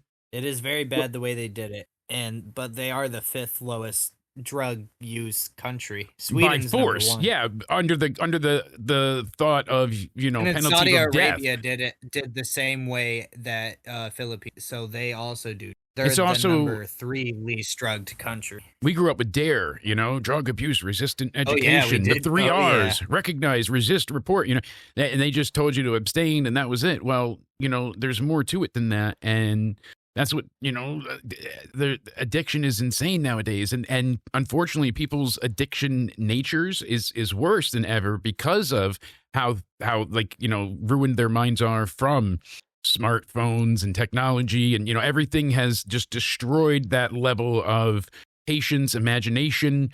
Kids don't play anymore. They don't, what I mean? They skip through the next reel on Instagram or TikTok or whatever. That's they live on their devices now, and that's a lot of it, unfortunately. So you guys think the dropout rates are going to go up? They have already, and what's because really sad? I dropped out. Yeah, and I think that a lot of people have started dropping. But would you have dropped out if you had more help? Do you think if you had a better system, do you think you would have dropped out? I would have for sure. I would have definitely not, because in elementary and middle school, I was all A's. And I was getting all A's on my tests because I was smart. Yeah. But homework and other stuff like that, they just stacked it on top of you, barely gave you any help. And the stress of being a good student and all that stuff. And then and now we have these phones and they make us do all our work on computers. I feel like back in the 80s, I would have been like a valedictorian. But now how do you focus? There's just too much distractions, not enough help. And it's like, there's schools that are getting rid of sports in schools to make sure that their schools are actually good. I love sports. I am the biggest sport lover ever, the #1 sport fan. But if our schools are going to be better, fuck it. We have to get rid of sports. Yeah, I get why needing physical education is important, no doubt. But that's why just have a PE class or for a long time, people were getting activities that teach you. They were getting skipped along because, hey, we need the quarterback to be at the game, so it's okay. He got an A on his test, and you that has happened. That is proven, and the illiteracy rate is through the roof. I watched a hilarious video the other day. I think it was on Twitter actually, but the guy it always goes live and films all of his encounters at he's a cashier at a convenience store, and he's like, I actually do this for my own protection now because of morons. I have to. The guy comes in and he gives him a 20, but he's like, it came to $6, so give me $1, I'll give you 15 back. So he gives him, $21, so 15. The change is, you got it all set. All right, there's the 15 back because we took away 6. And the guy's like, no, you shortchanged me money. Where's my $1? He's like, no, you gave me a 20 plus, and we know the math is right. But this guy was like ready to shoot him over stealing $1. He's like, here, fuck it. And he gave him all his money back. And he's like, here, well, then we'll do it in the same. Like, he showed him like 8 times, couldn't get it. Too much of a vibrato to listen and just wanted to fight. But the sad part was, I'm like, oh, that's terrible. What an outlier. No, every video, this guy does an 8-hour shift. That happens 7 times where the people don't know. They can't make change. They can't count. They don't know how to add. They rely on ChatGPT and AI for everything at this point. And it has its uses, but it scares the shit out of me with politics too and misinformation and all of it. in Connecticut, right? We're in a more educated blue state, right? I know where you're from. Most states that are less educated are red. So in Connecticut, in a more educated blue state, I feel like the customers where I work are a lot smarter. Back in Indiana, a lot less educated red state, everyone was so fucking dumb. Literally, I had a guy about threatened to kill me because he just fucking pulled his hand away and didn't catch his change. Right. And then other stuff, like no one knew how to count, no one knew how to talk, no one knew how to read. Everyone was just so dumb. Like why do we have to I feel like blue states do a lot better at supporting their school systems than red states do. Yeah. I mean, you're not wrong. And I feel like sadly. we should all support. I feel like we should just have one universal fund that goes into every school that is just help. I mean, obviously, the city you have to have every city contribute to that fund to make it good, but everyone needs to have enough money to have good school, I feel. Yeah. I'm telling you. Is everyone here? Any other Yes. topics here? Like that's the thing. We mentioned the drugs, but everyone's kind of in the consensus that you just can't legalize everything. But I wish there was a better answer because addiction is such a problem nowadays. And again, because people's receptors in their brain are burnt out already, it leads to dependency on a whole nother level. And you're seeing drug use rise and rise and rise, and overdoses and deaths and like all of it. So it scares me in that regard because it is such a risk too. You have people even just smoke. I'm not saying it's common. I'm not saying it's all the time, but yes, you even Drugs make people violent too. And there's a lot of misinformation about fentanyl. If you touch it, you're not going to overdose and die. Like you see cops that they breathe in fentanyl and they pass out. It doesn't work like that. I've had more fentanyl than most people can. Jeremy knows we were on medication for ages, both for disabled reasons, and it's miserable. It's a terrible existence. And I'll tell you what, it doesn't work like that. So it's a panic attack or anxiety. They're afraid it's going to, and then they're giving them a bunch of Narcan when really they're just hyperventilating. But I wish there was some better way. Nobody seems to have the best solution because if you do, like they have drugs out there that take away the addictive properties that are in things like an Oxycontin and whatnot. So you can get the full pain relief without binding to your pain receptors and making you go through withdrawal. Why is it not mass produced? Because then you don't have rehabs and clinics and all. It all funds the there's always a rhyme. Like why we can't get a cancer cure. It's like why we can't get cancer cures. Yeah, because we need we love the money. Absolutely. Damn right. And I mean, it's more. It is. It's more financially beneficial to not cure. Where would the country be right now if Harris was president over Trump? I think it'd be in a pretty similar spot. I feel like there'd be a little less diversion in our country. Division, maybe. Division. Yeah. Well, I mean, diversion too. And I don't think we'd be in war with Iran. No, we'd probably be helping them. I don't think Kamala would have the skill or the brain power to pull something off like that. Or the drive. We're going to have somebody from Iran come and get a terrorist attack on our country. Why are we getting in with a Middle Eastern country? Well, there's actually many reasons. One could be the Gulf of I can't even fucking think of a name now.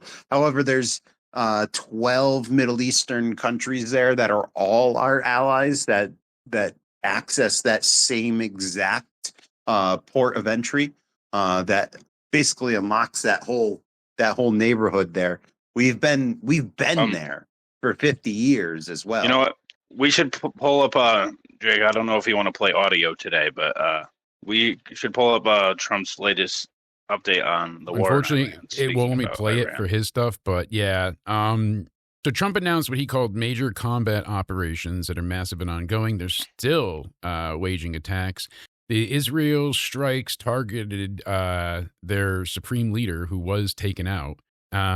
They said Imagine getting taken out on first day of the war. Yeah, Iran says the U.S.-Israel strikes hit a girls' school, killing at least 53 female students and wounding a dozen. So there's always going to be casualties. Nobody wants these things.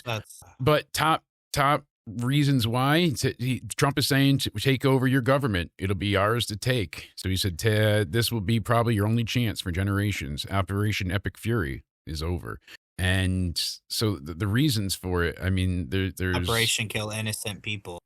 They view it as, just inconsequential. It's like cost of war.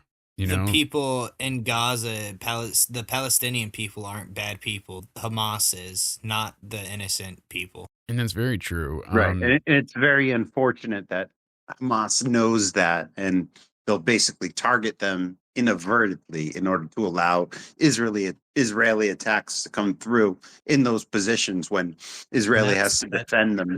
That's Hamas's bad problems. And that's Yeah, why I don't sadly. get much into the Palestine-Israel thing. All I know is that I don't like Israel. The UK said they might be getting involved in this next strike Yeah. Iran. So one of the issues is because they're not meeting demands in a way, but agreements on the nuclear program and their missile threats. And he's basically gave them a deadline to finalize their nuclear deal. That's the thing. So that's why this is one of the main reasons is occurring. And we've seen this before. Any country ran by the terrorists should not have nukes. Iraq Well, war now was the Iran's same saying thing, that and they're they didn't gonna- have weapons of mass destruction, if you remember. So that was an issue with that. So is it true, or is it just a reason to go to war and make oil cheap? But Iran There's was only a already few doing countries. this. Though. Yes, they do And they have. said, no, we don't want to stop. Yeah, That was the whole point. Yeah, this is They- actually they them, are- but So that's there's exactly- a lot of reasons to go to war here. But, one of the biggest pieces is to stop American deaths abroad at different bases would be one of the major pieces, as Iran is the biggest sponsor of global terrorism Yeah. in the world. And right now, That's Iran's true. entire military command is gone.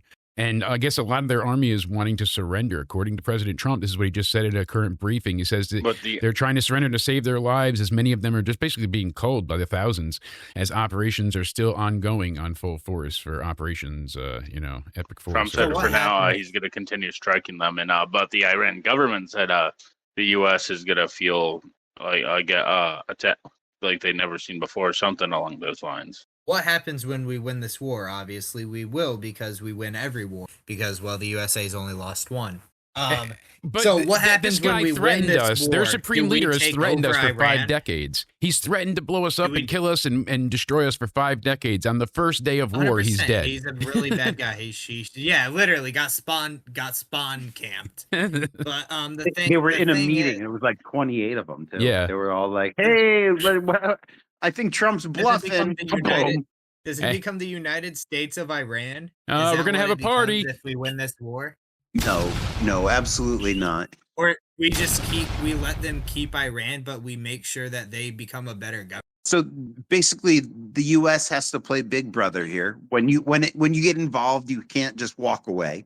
So the U.S. or the UN, the U.S. and the UN, I guess you could say, will have to go in there and bring in a democracy. That was the whole point, and why Trump said, "Now's your time to overthrow your government and take it back." The dictatorship is gone, and there's been. In most of these cases, you have these smaller groups that are underground, and they're probably ready. They've been waiting. They've been waiting for something major to happen. They've been asking the U.S. for help for so many years, and it's happened. So what? there is going to be a power vacuum. Yes, and yes. Always will be a power vacuum when you switch. But they have the opportunity now to move forward. And now that the U.S. even went in there, who's to say that the U.S. with looking at them now won't say, all right, you guys can have nuclear weapons because the dictators are gone. And now maybe not nuclear weapons, but nuclear power for their country.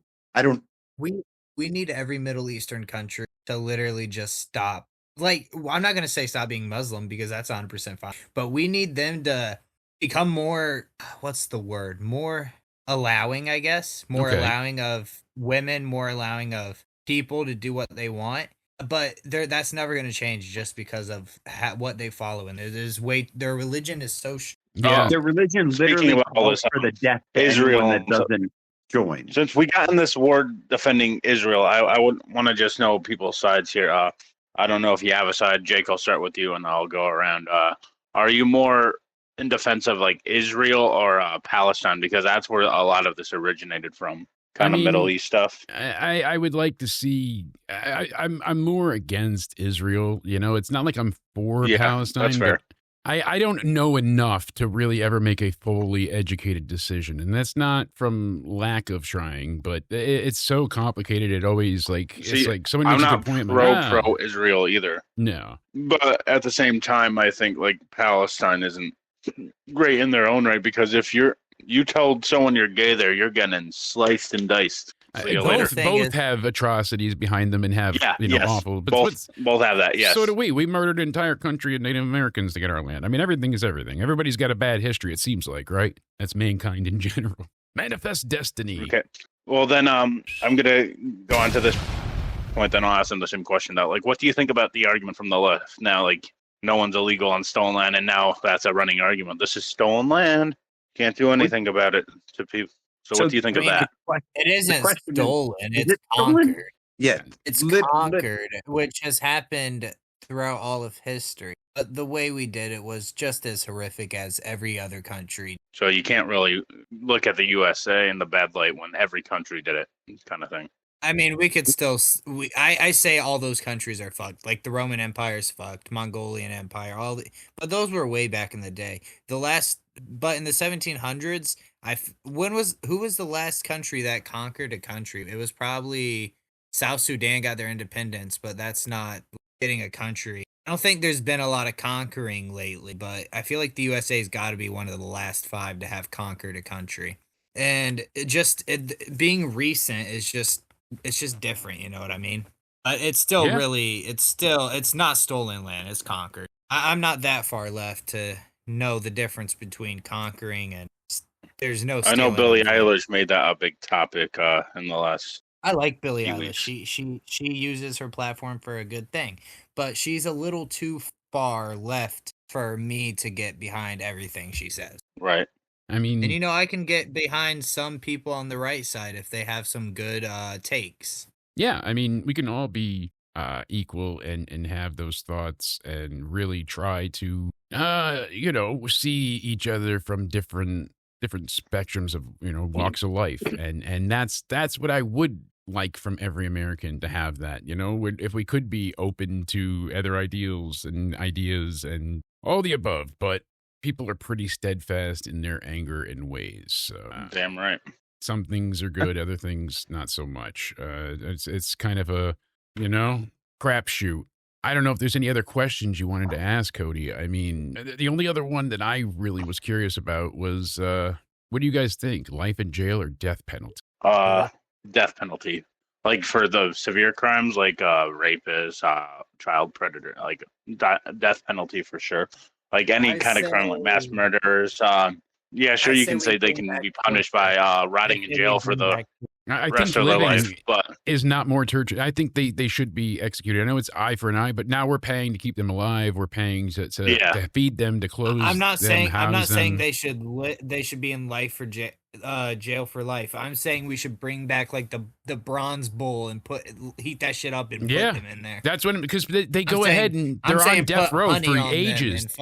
Yeah, they are able to appeal over and over. That it's so rare to actually get an execution off a death row nowadays. I know of how torture is kind of wicked, and that kind of makes me sound like a psycho or something. But if you're raping someone, touching a minor, killing someone, drunk driving, and you kill somebody, that's even just as bad, because I don't care if you're drunk. You made the thought. So what is it? Drunk thoughts sober thoughts or drunk actions. Yeah. And that's the thing. If killing, rape, pedophilia, give them the fucking torture chair. Yeah. I mean, I totally there are agree certain with that. crimes that are more heinous than others. And that, yes, they absolutely. But what do you do about someone that maybe has a white collar crime that's going to be in jail for 55 years, let's say? Is that fraud or whatever? Yeah. I think so. So they didn't. So granted, there's always a victim, right? So somebody had something happen to them, but now this isn't a murdering type. Are we really going to take their life because their life is in exchange for behind those same bars. I'm taking however much money they frauded in millions, or actually, let's go 100,000. Let's add a month. Add a month to their prison sentence for every $100,000 they frauded. I mean, that's the problem with sentencing too nowadays. There's way too many inconsistencies. Yeah, well, people, sometimes they end up getting a freaking, slap on the wrist for heinous crimes, and other times they go away for life for nothing. So the only thing I can argue about death penalty is because sometimes there are mistakes and the wrong person was convicted and sentenced. I feel like that's less and less now, though, with DNA and the way they have everything recorded and like different types of confirmations. There was recently this guy that got killed that was innocent, and everyone knew that he was. But they didn't want to do the due diligence to help him. Yeah, Derek Chauvin, right? Let me think. I'm trying to. No, that was it. That was a joke. It was a black. Oh, I know. I don't know who you're talking about. My bad. George Floyd. That is me on George Floyd. Oh, okay. Now this is a good one. Right. This is a spicy one. Okay. I don't like what happened there. The cop that killed George, he didn't kill him. What does everyone think? I don't think he killed him. I've actually read the toxicology reports. The man had enough drugs in his system to fuck it. He didn't comply. He followed them the entire time. Like George Floyd was saying, "I can't breathe" when he got put in the cop car. Yes, he was doing it even before then. Like I'm not saying he should have died. No, it was not handled well. To the hospital, and he could have. But they didn't know about the drugs then. So the case, but I think George Floyd was dying either way. With intervention, he might not have in that point, but you never know. I mean, this thing happened in my home city. Yeah. Something like that. They stood on him for I don't know how long. He was on drugs, and he died because they didn't get him to the hospital. Like, they were on him for like an hour and a half. It was 9 minutes, then I think. Once he got into the car, once they put him in the car, right? This is a thing in my home city. But once he got into the car, they got him to the police station. He's just fucking dead in the back seat because he was on drugs, and he was saying, "I need the hospital. And they weren't taking him because they thought it was bullshit at that point, and he wasn't presenting. So it sucks. It's not something that should have happened, but. But people are saying he's more of a victim than Charlie Kirk. No. Would you agree or disagree? I mean, they're both. No, I mean, I wouldn't say that. Charlie Kirk didn't ask for what happened. Yeah, he stood up for gun rights. Doesn't mean he deserved to get shot. And people can say George Floyd was a victim, but I don't view him as one. And it's not a black-white thing. I'm usually pro-police for a lot of things. I come from a law enforcement family, and there's more good cops than bad cops. Yes, there's shitty cops out there, just like there's shitty teachers and politicians, but I don't view them all as necessarily evil, bad, or corrupt. And there's more out there trying to do good than bad, and a lot of them are necessary. Like, because I hate people that just automatically hate the police. It's like, no one wants to interact with cops. If they're there, it's probably not a good thing. But if you need them, they're there. People are like, because I know there's, I think in Arizona that Charlie Kirk is getting a highway named after him, and people are like, that shouldn't be happening. Who cares that he was murdered? He was a bad guy. But there's statues for George Floyd that the government made, even though he has a bad history and past himself. Both of those are insane. Why? What? Are you going to give me a fucking statue when I die? Can I have a statue? Well, George Floyd's getting statues. These are just random. I know Charlie Kirk was part of the government. Well, not really, but he was part of Turning Point USA, and he had a pretty high power. But he doesn't deserve a statue. Neither did George Floyd. We're just standard people at the end of the day. You know who deserved a hot take? Statue? If you're gonna who? Does Peyton Manning have one? Sure. I think he does. But no, I really don't think standard run-of-the-mill people deserve statues. No, you're absolutely correct. Standard run-of-the-mill people do not deserve statues. There's a big argument for someone like Charlie Kirk who turned around young men to look for better in their future and in their and he had a respectful debate. It's like going to college campuses, talking to these kids, and a lot of the time, if you check it, they came at him first, insulting him and his looks and stuff. That's what they would do, and then he would get spicy back, and then he would say something back, and then they would clip that and say, "See how much of an asshole he is." When you can go rewind back, if you find the full video, 5 seconds before, they were making fun of him for being white, making fun of his facial features, of his smile, his teeth structure. Like, that's what people would do to him. That's what Since George Washington, Abraham Lincoln, anyone that important that has a statue. Because The left how wants does Charlie to erase back up? history, though. They want to get rid of those type of statues, though. The left, they want to What? eliminate those type of statues. Yes. Do you know that Trump literally has taken museums, put his name on like historic marks and stuff like that? Not saying Like, that's okay either, but the left, like has taken down brand, George too. Washington statues. They've taken down statues of wanted to take down statues of Abraham Lincoln, etc. When you This say is left, fact. you should say They far even took left. down statues of Frederick Douglass. We're talking Yeah. about Douglas. far Do you individuals. remember that 2021 that during Yep. all these George Floyd protests? And what was the other one from Illinois? The other child there, I believe his last name was Carton. Yeah, I Martin. Martin. Trayvon right? Martin. Yeah. Trayvon Martin, yeah. I had such a good joke Okay. about that one too. Damn. Okay, Jake, what do you think of that about that? Like with who tries to erase history more? Currently, it feels more like the left. The right's more like, hey, we are going back to our values. Like they're going more back in time and being more like of a fundamental Yeah, it rights and seems like we're going necessities back thing. to the 50s. And then it's not a regression though. It's just like a constant cycle of just history repeating itself. But then on the other it's side, not a regression, but it is a regression in social norms. maybe in some aspects, but the other side too is becoming more argumentative and Is it sensitive. It correction, seems though? like it could be. It could be. Like, So where do very you well fall could more be. now? Have you become more right leaning ever since COVID? Is that kind of? I mean, I'm still more in the middle, but I'm slightly more right than I was before. I mean, with most things, it seems to be. But I mean, every now and again, like I we went said, we'll far have right. I went outliers. far right to far left once I learned about politics. Yeah, see, and your views will probably change again and again, and that's normal No, they and probably okay. will. At least if the So you think, but- if Democrats or far right people stay the same as they are now, then I won't change. But that's the thing; things are ever changing, and that's for damn sure. Damn right. I know, gents, we've kept you if long enough. Republicans became more accepting, I would definitely think a little more on their side, but Sure, they're just not accepting enough to me. that Well, makes don't say sense. your needs may change too. So Exactly. you may not find that you are needing that in one aspect of your That life type or of- another. Yeah, You could be more passionate about renewable energy in the future. You could be more passionate about healthcare. Maybe your thoughts on equal rights, while as a statement, are amazing. Yes, everyone should have equal rights, but we already Yes. have them.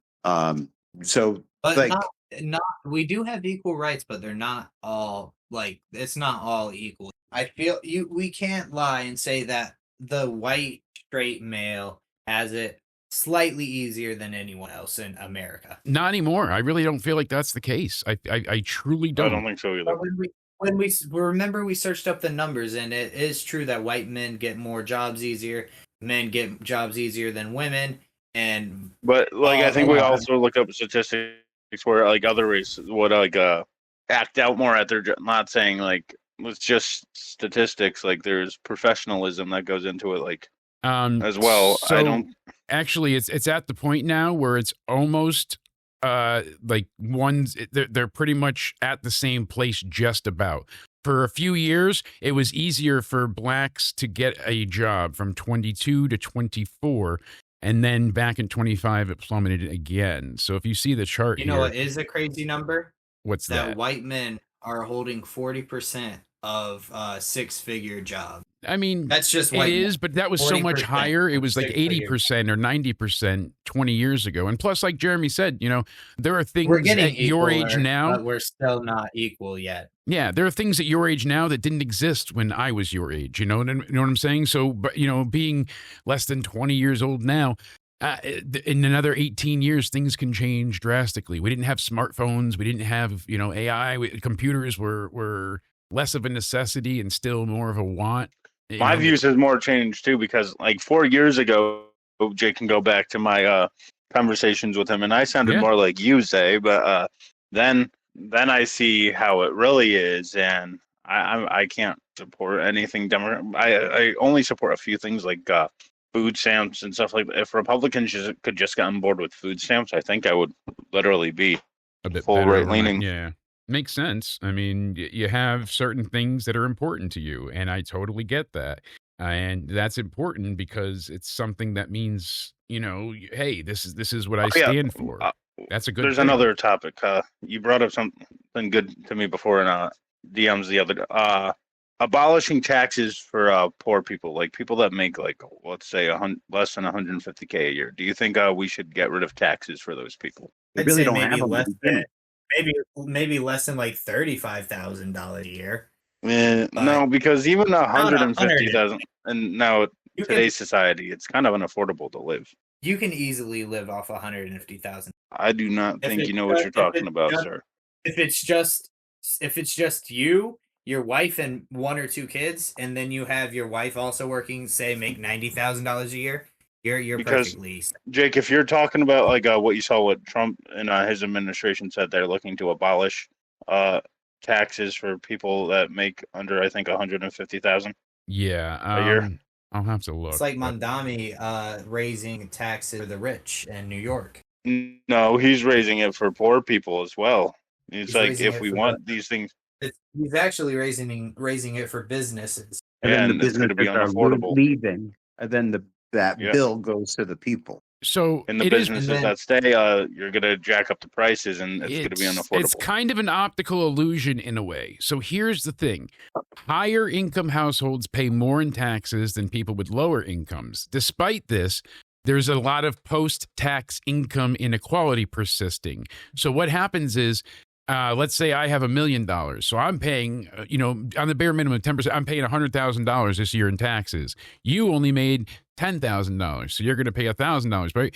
But so I'm paying more, but to you, that 1,000 is more of your income than the 100,000. You understand? Like that's the issue. Exactly. So Yeah. I have more income left over. You don't at the end of the day. So it feels like you're being penalized more when you have less money. Yes, but you're not actually paying more than someone that has more money, because it went from up to 14%. So in 2019, it was at 8.6. It went to 9.9%. Now it's all the way up to 14% of the post-tax income ratio of the top to the bottom distribution. So basically, most of the money, 14% of all income, is held by that percentage.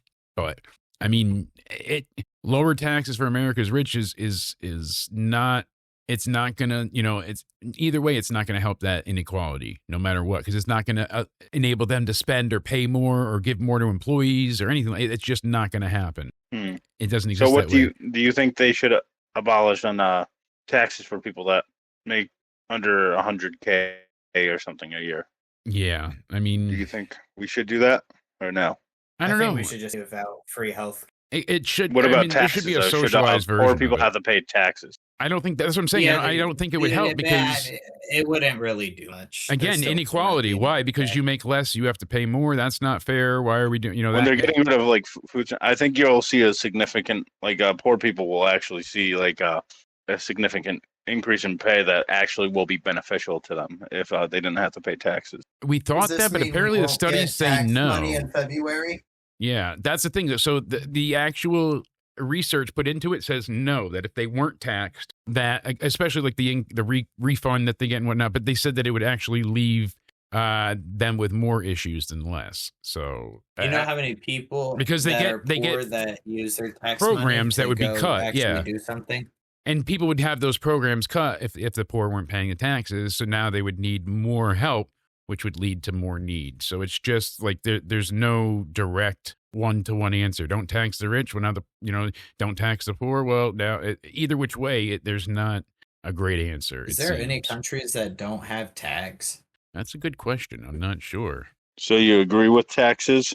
I mean, the idea behind them, probably not how they're happening now. Antigua and Barbuda, the UAE, so the United Arab Emirates, has no personal income tax, but 5% value added tax that they just recently introduced. There is Antigua and Barbuda have no income tax, wealth, capital gains, and inheritance taxes. Qatar, Kuwait, Somalia, Western Sahara, and the Bahamas. That sounds right. That's why people go to those. All those countries aren't that good. Yeah, that's why they're tax. I mean, they're good. They're good to visit, like it's a great. Those are great traveling countries, not really to live in. Yeah, and that's the problem usually. So, I mean, the UAE is not that bad to because their laws are a little less strict than most Middle East countries, and they're very yeah, They're more like a democracy than any other the Arab empires, I guess you could say. yeah. Well, I started to say before, Zay, and that's kind of the thing here. You know, it basically all leads back to nobody's ever going to have one answer that fits everybody, and I wish that was something people would learn, and because it really is a fundamental, important fact of life. And that's why, you know, having just the two parties like we do, yes, there's multiple, but, you know, there should be, you know, more representation in better ways. But what's the solution? Yeah. I think it's important to note that America as a whole is an experiment as well. Yeah. I mean, really. So they We're still one of the youngest countries. We're one of the youngest countries still. Yeah. So and to look at where America has come from in its inception, whether you call that the Declaration of Independence, or you call that when we first came over here and colonized in this area. I mean, there's been drastic changes in the way that human rights just have been looked at. Yeah, no, you're right. Yeah. I'd say we became a country in 1776. Yeah. So yeah, obviously the starting point there, but when we came here, in 1776, there probably wasn't too much of a difference in, you know, how we acted. But from that point on to today, you can see a 180, complete 180 in the way that we treat people. Yeah, as individuals, as races, as people that need equality or want equality, as people that want wealth, as people that look at taxes. We have come 180 degrees. Yeah. Long way to go. Whether that means that we still have work to go or not, I mean, that's obviously up to us to decide. But we have to remember that we are on one hell of a ship here, and we're moving in the right direction. And sure, you can't just turn a ship around, you know, like the Ever Given, it takes days to turn around, that kind of thing. It's the same thing here. You can't just immediately, you know, enact something. There's going to be risks and rewards to everything. Last question here, I guess. Yeah, I was going to say before, because I wondered if anybody had any more questions to add in before you ask yours. Last thing. Do you think we'll eventually get into a World War III, or do you think we're beyond that point? If Russia gets involved with the war, or China, it'll become a World War III. If we handle all these little things that we're handling, we're not going to get a World War III. Because Russia and China are threatening to defend Iran. So I think we should back out and be a peaceful country. In North Korea. I don't think we should ever join a war and put our civilians at risk. Well, we already joined a war, so like if Russia, China, and North Korea back Iran, then because the UK is already saying they're joining, and so did, like, I think other countries are talking about potentially joining this. So, do you think we're on the verge of a World War III? I accidentally signed up to be drafted, so hopefully not. Well, you have to. I think it's a requirement, actually. So it's required if it gets too bad. But I'm like the first line of draftees, but I wouldn't even make it in. My health problems, they're too bad. Well, recruitment is up through the roof, so I don't think they'll have to be looking into those directions. Fortunately. You are very true. We have the strongest military we've had in who knows how long. You know, a lot of people like to say that we don't have a strong military for some reason. I don't think we would. I don't think they would draft you for like combat. I think they would draft you for like maybe help with like food and stuff like at this point. Prep meals. Zay's got the beans. Zay's got the beans. Do you guys think war? What do you think, Jake? Safer now? I think Trump said this is going to be like 4 weeks. 4 weeks. I'm thinking. Jake, what do you think? Are we on the verge of World War III or no? Jake still with us?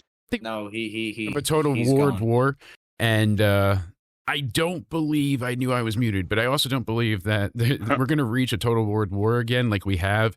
I think because more people would have to also join Iran. You know, it wouldn't just be a couple of like World War was because the war spanned around the world, and pretty much every country was involved or had to be in some way. And if you weren't fighting, you were taking in refugees from somebody, and all of these things. So it was there was you know, war on 4 continents during the World War. Do you think Yeah. Russia and China are just using threats like they usually do? Russia and China threatening to get involved. I mean, we're lucky we haven't been invaded. I don't know how possible it would be. I'm sure it's not totally impossible, but we have a great defenses. But like, you know, the first thing that Russia would take out would be Minnesota and Wyoming, you know, like that's where the silos are. And then from there, Connecticut has nuclear power plants, so we're done. They're not going after major cities. People think like, oh, they'll go for New York. They don't care about population and death numbers. If they want to attack us, they're going to take out strategic targets to dumb down and ruin our infrastructure. They're going for major power supplies. They're going for data centers and servers and satellite, you know, relays and things of that nature, things that would fuck up all the technology and ability to fight back. So does Russia have the ability to reach us? Yes, they absolutely Russia? do. Yes, They can reach. I know they can reach Alaska. No, they can reach the East or West Coast. We don't know about North Korea's capabilities to reach the East or West Coast, but we do know when they fired their last rocket test, that rocket has the capabilities of reaching California. And Iran's current projection, they could also nuke the United States. You know, the first time somebody sends out a nuke, the world's up. We send out our nukes. That's Russia the problem. Sends out their nukes. I mean, if they detonate, they don't even have to blow anybody up. Assassinate Trump, though. Like that's, I know they're always with threats, but if that happened, Trump already said there's already I think they would nuke the shit out of Iran if they assassinated Trump. Absolutely, but we just did the same to them. We took out their leader. So what's to say, you know? And that's the danger of it. Things that can stop nukes while they're in the air from yes, but here's the thing. And people are like, "Oh, but it's just Trump." But whoever the president is, if they take out the president, yes, that even if it's Trump, you have to. Yes, we have to nuke them, anti-missile capabilities. Here's the thing, though.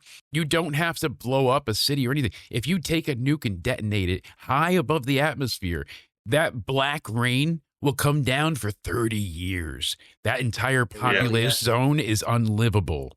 And that was the nuke that was used in you know, Fat Boy and, you know, Fukushima times. Now they're 20 to 5,000 times more powerful. I don't think ridiculous. I think people misunderstand nuke. I don't think you're going to ram the nuke into a city. I think you're going to do it. You just said, like, let it go in the air, and then all that black stuff comes down. Yeah, like, no, but they would attack major points, and that's how they do it. Like, it's insane, but it is. I don't think we'll see a nuke ever again just because it would cause, since we signed that whatever it's called, mutual destruction, it would cause everyone to die. Yeah. So, but all that radioactive material is sent Trump up. Got assassinated. If we sent a nuke, we're killing all of our civilians. Yeah. The fallout alone would make it, you know, uninhabitable for centuries. So, you know what I mean? Well, decades at least. Would be fucked for years. That's what I'm saying. Like that's it. Like you said. So no one wants to resort to that, but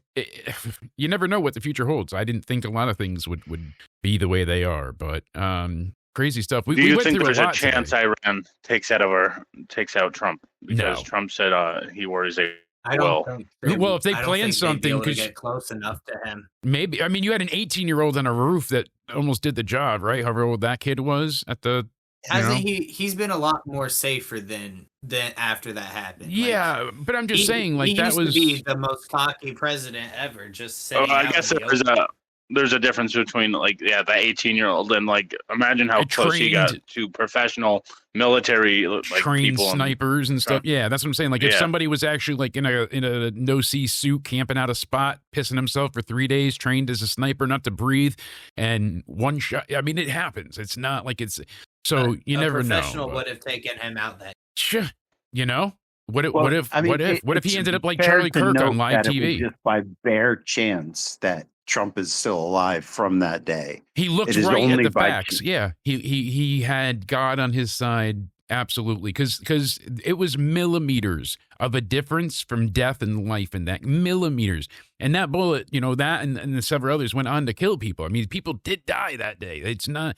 It's a horrible, horrible thing, and you know, it's amazing he did survive the way he did. How did the guy that shot Charlie Kirk have such good aim? Do we know? Does anyone know like his training background or anything like that with guns? All right, so it was actually a fairly easy. Yeah, I'm what was described as a fairly easy shot. And most young men, play video in this scenario, can crosshairs on something. We've all played. The scary thing with him is the text leak that he had a feeling he was going, because people said if you read his facial expressions that day, he just looked like sick to his stomach, nervous during that debate. The day he got shot, like his face just looked like he was terrified something, and he kept rubbing his neck. I always thought that the government hired someone. It just feels like weird. Do you think sometimes you just know like something's off in the air? Is that why he was like? Did he just have like some intuition? You got to listen to it. It's important. Just been sick, maybe. It could be that you have a feeling, and I've seen things before. I can go into examples, but I really, the last thing I'll say here is that it was millimeters, and they could have ended up like Charlie Kirk. That shot, I will tell you from experience, like I've told you guys before, I used to shoot in middle school. The Blue Trails van would pick me up and take me to the range as a sixth grader. I would bring my bullets and gun muffs to school. And then one times we would have to like lock up the rifles. To school, I would have bullets in my backpack because the gun club would pick me up. Absurd. Right. But it wasn't until Columbine in 99, I think it was, that they started to like, oh no, you can't bring that in anymore. That was like right as I was in sixth grade, they had started to change it. And then we had to but yeah, my grandmother had to go buy the bullets, and then I had to go bring them to me to shoot because the ammo was expensive. So that shot, he was up top. So he's looking down. It's, they say fish in a barrel, like he had such an elevated advantage. He was looking right down at Charlie. And technically, if you want to get in the weeds about it, it was a bad shot. He was going for a headshot. He got, I guess you could say, lucky, which is a terrible way to phrase it, but the shooter did essentially, because where he hit, any lower, Charlie might have survived. His shoulder, chest, even in the heart area, sometimes you can survive that if it doesn't hit. But the neck is such a vital, with the carotid and all your main arteries and everything bringing oxygen and blood to your brain, like that, it's such even if he got shot in a surgeon trauma center, in a surgery room, it would still be next to impossible to save somebody in that. The way the bullet breaks in the bones and it was supposed to be a headshot, and people go nuts about, oh, it's the microphone that exploded, and you can tell if you know about it's a shot, and the way it's an absolute shot, and it was horrific to see, but the man hopefully didn't. Do you think he died immediately? I think he died immediately because you see the death posture in his hands. His hands locked, like he didn't let go of the mic yet. Like he was frozen. So when that happens, usually your brain just shuts off. So his heart was probably still going, but his head was off. Yeah. Like his eye, there's nothing there. Yeah, his brain stopped communicating, because it severed the connection to everything. I mean, they said it blew apart everything, and then when the bullet hit the spine, it ricocheted and all this damage internally. Like it went in and then down. So it didn't. It hit off of his spine and then went down instead of making a straight exit wound. So it ripped up everything straight down. Yeah, I knew he wanted to, and people are like, stop being negative. I'm like, just look at that. He's not surviving that. Because they pronounced him dead hours later. Yeah. Because they were trying to perform surgeries and stuff, right? Mm-hmm. Yeah, that's. He was dead. He didn't survive, and once he was in the. I'm like, even if he did survive, he would have been paralyzed. He would have been brain dead, paralyzed, something. He wouldn't have been able to speak again. Yeah, exactly. That was pure hope and prayer when people were thinking that there was a possibility. That was. But even if he did survive, he wouldn't be there. Anyway, if you get what I mean. Yeah, exactly. The shooter was like, "It's over, Charlie. I have the high ground." Oh God! You get it because he did have the high ground now. Anakin.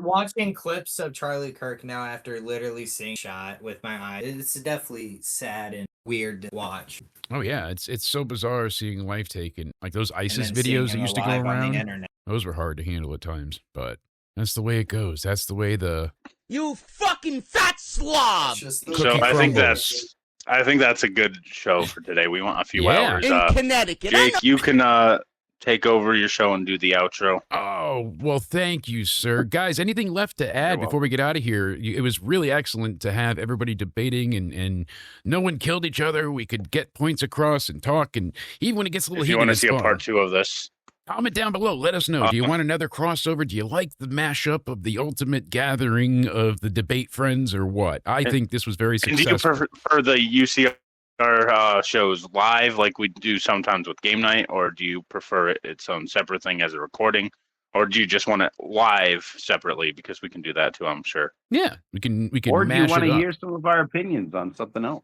Yeah, what else do you want us to debate? What else do you want us to discuss? Give us ideas in the description box down like conspiracy below. theories, aliens. Maybe that's another 2 topics for next time. Absolutely. Best conspiracy theories. Can we debunk them and reasons why it could be true? And hell yeah. Always aliens. Aliens are When always will a we fun get subject. Grand Theft Auto 6? Is it going to happen? Will we ever get it? Will we? Will we? Will we? You know, That's a conspiracy of the century, GTA 6. it might be coming, but we're going. And speaking of, make sure you check out Bay Mountain Ag, your top spot for premium THC CBD products, perfect for your health and wellness needs. Their offerings are designed to improve sleep. And you know what? It works great for chronic pain and anxiety as well. So there's tons of benefits. Visit their shop. Use code BANANA for 15% off on their top 9 products. That's right, 15% off a minimum order of $50 or more using code BANANA. Free shipping to the lower 48 states. Again, visit BayMountainAg.com for more. And thank you to Jeremy, to Zay, and to Cody.